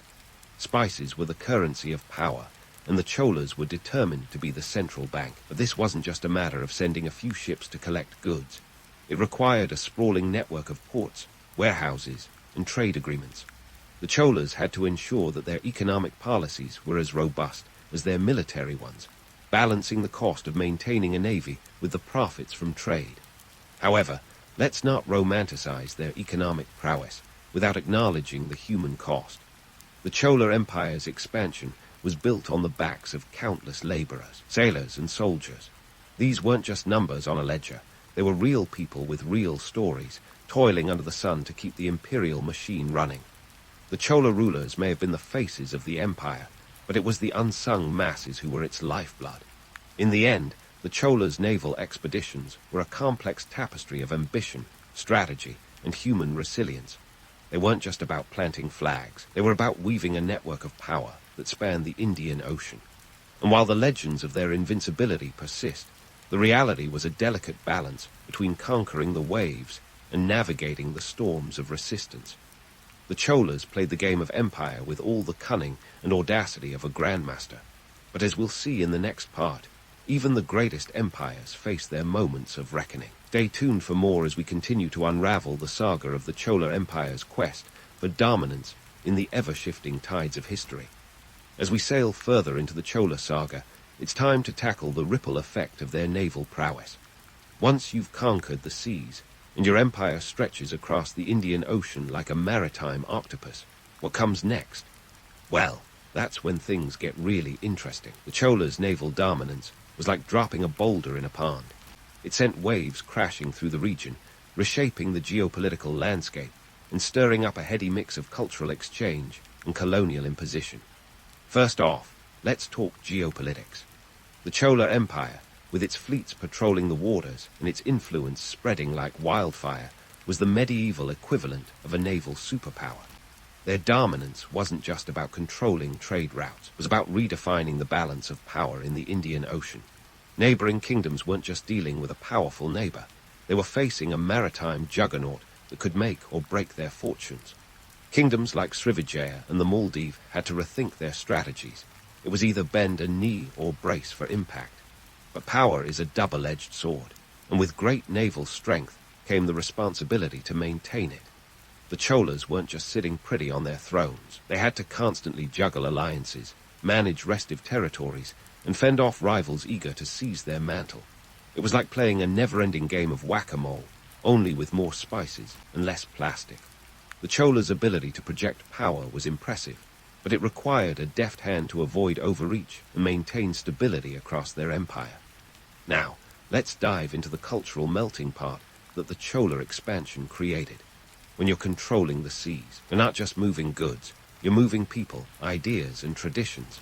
The Indian Ocean was a bubbling cauldron of cultural exchange, and the Cholas were stirring the pot with gusto. As they extended their reach into Southeast Asia, they brought with them more than just military might. They carried with them the rich tapestry of South Indian culture. Temples, art, language, and architecture flowed along with the trade winds, leaving indelible marks on the regions they touched. Yet, let's not sugarcoat it. This cultural exchange wasn't all cumber and rainbows. It came with its fair share of colonial imposition. The Cholas, like many empires of their time, weren't shy about spreading their influence by any means necessary. They installed puppet rulers, demanded tribute, and sometimes engaged in good old-fashioned plunder. It was a complex dance of diplomacy and domination, where cultural blending was both a natural consequence and a tool of control. But amidst this grand tapestry of exchange and exploitation was the uneasy balance of power. The Chola Empire's dominance was a precarious balancing act, constantly adjusting to shifting dynamics. One wrong move, and the whole edifice could come crashing down. The Indian Ocean was a vast, unpredictable expanse, with new players constantly entering the fray. Empires rose and fell, and the Cholas knew they had to stay one step ahead to maintain their supremacy. In this high-stakes game, the Cholas set a precedent for naval power that would cast a long shadow over future trade and military endeavors. Their maritime strategies and innovations became the blueprint for those who followed. They showed that controlling the seas was as crucial as controlling the land, and that naval dominance could be the key to unlocking untold wealth and influence. It was a lesson not lost on future empires, who took notes and plotted their own courses through the turbulent waters of history. And let's not forget the economic angle, because let's face it, Money makes the sails go round. The Chola Empire's control over the spice trade routes was like holding a monopoly on medieval Wall Street. They weren't just trading spices. They were minting money and dictating terms. This economic muscle allowed them to fund their military campaigns, build grandiose temples, and maintain their sprawling empire. It was a delicate balancing act of commerce and conquest, where the flow of goods was as important as the flow of blood. Yet, despite their towering success, the Chola's empire was not immune to the forces of change. The very ocean that had been their ally was also their greatest challenge.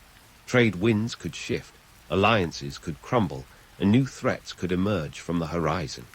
The Cholas had to remain vigilant, adapting to the ever-changing tides of fortune and fate.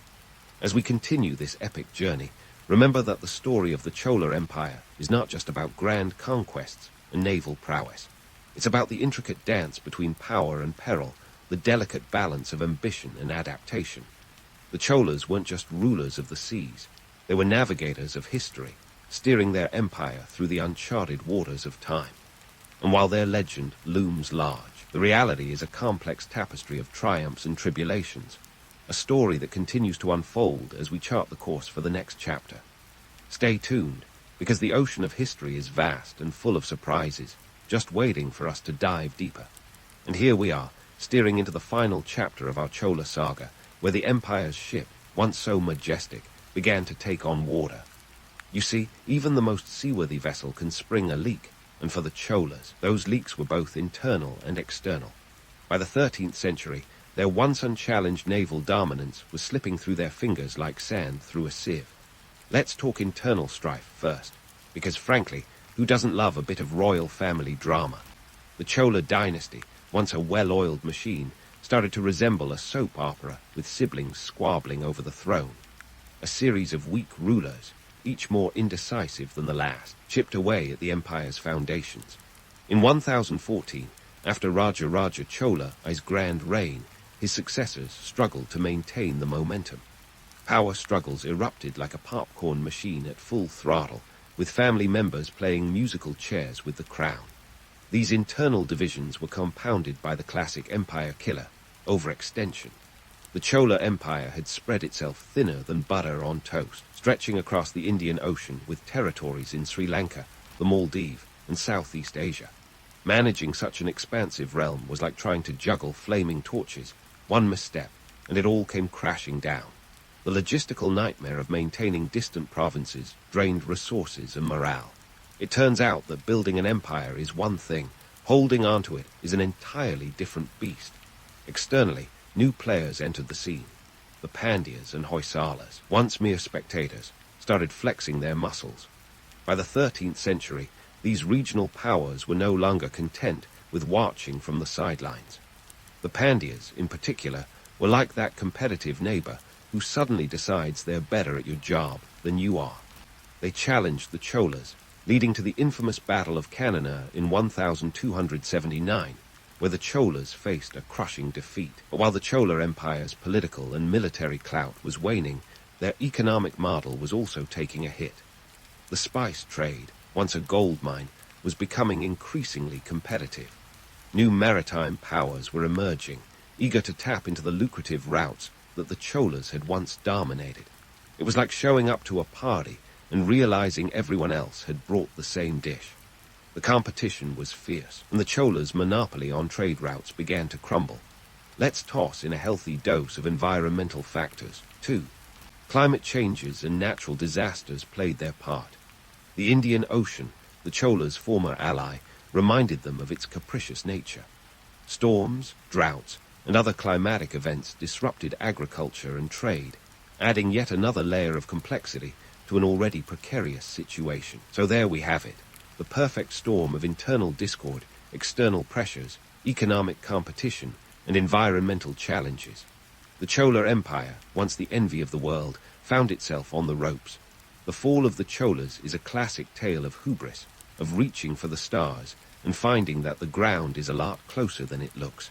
But let's not write them off just yet. While their political and military power faded, the legacy of the Chola Empire continues to resonate.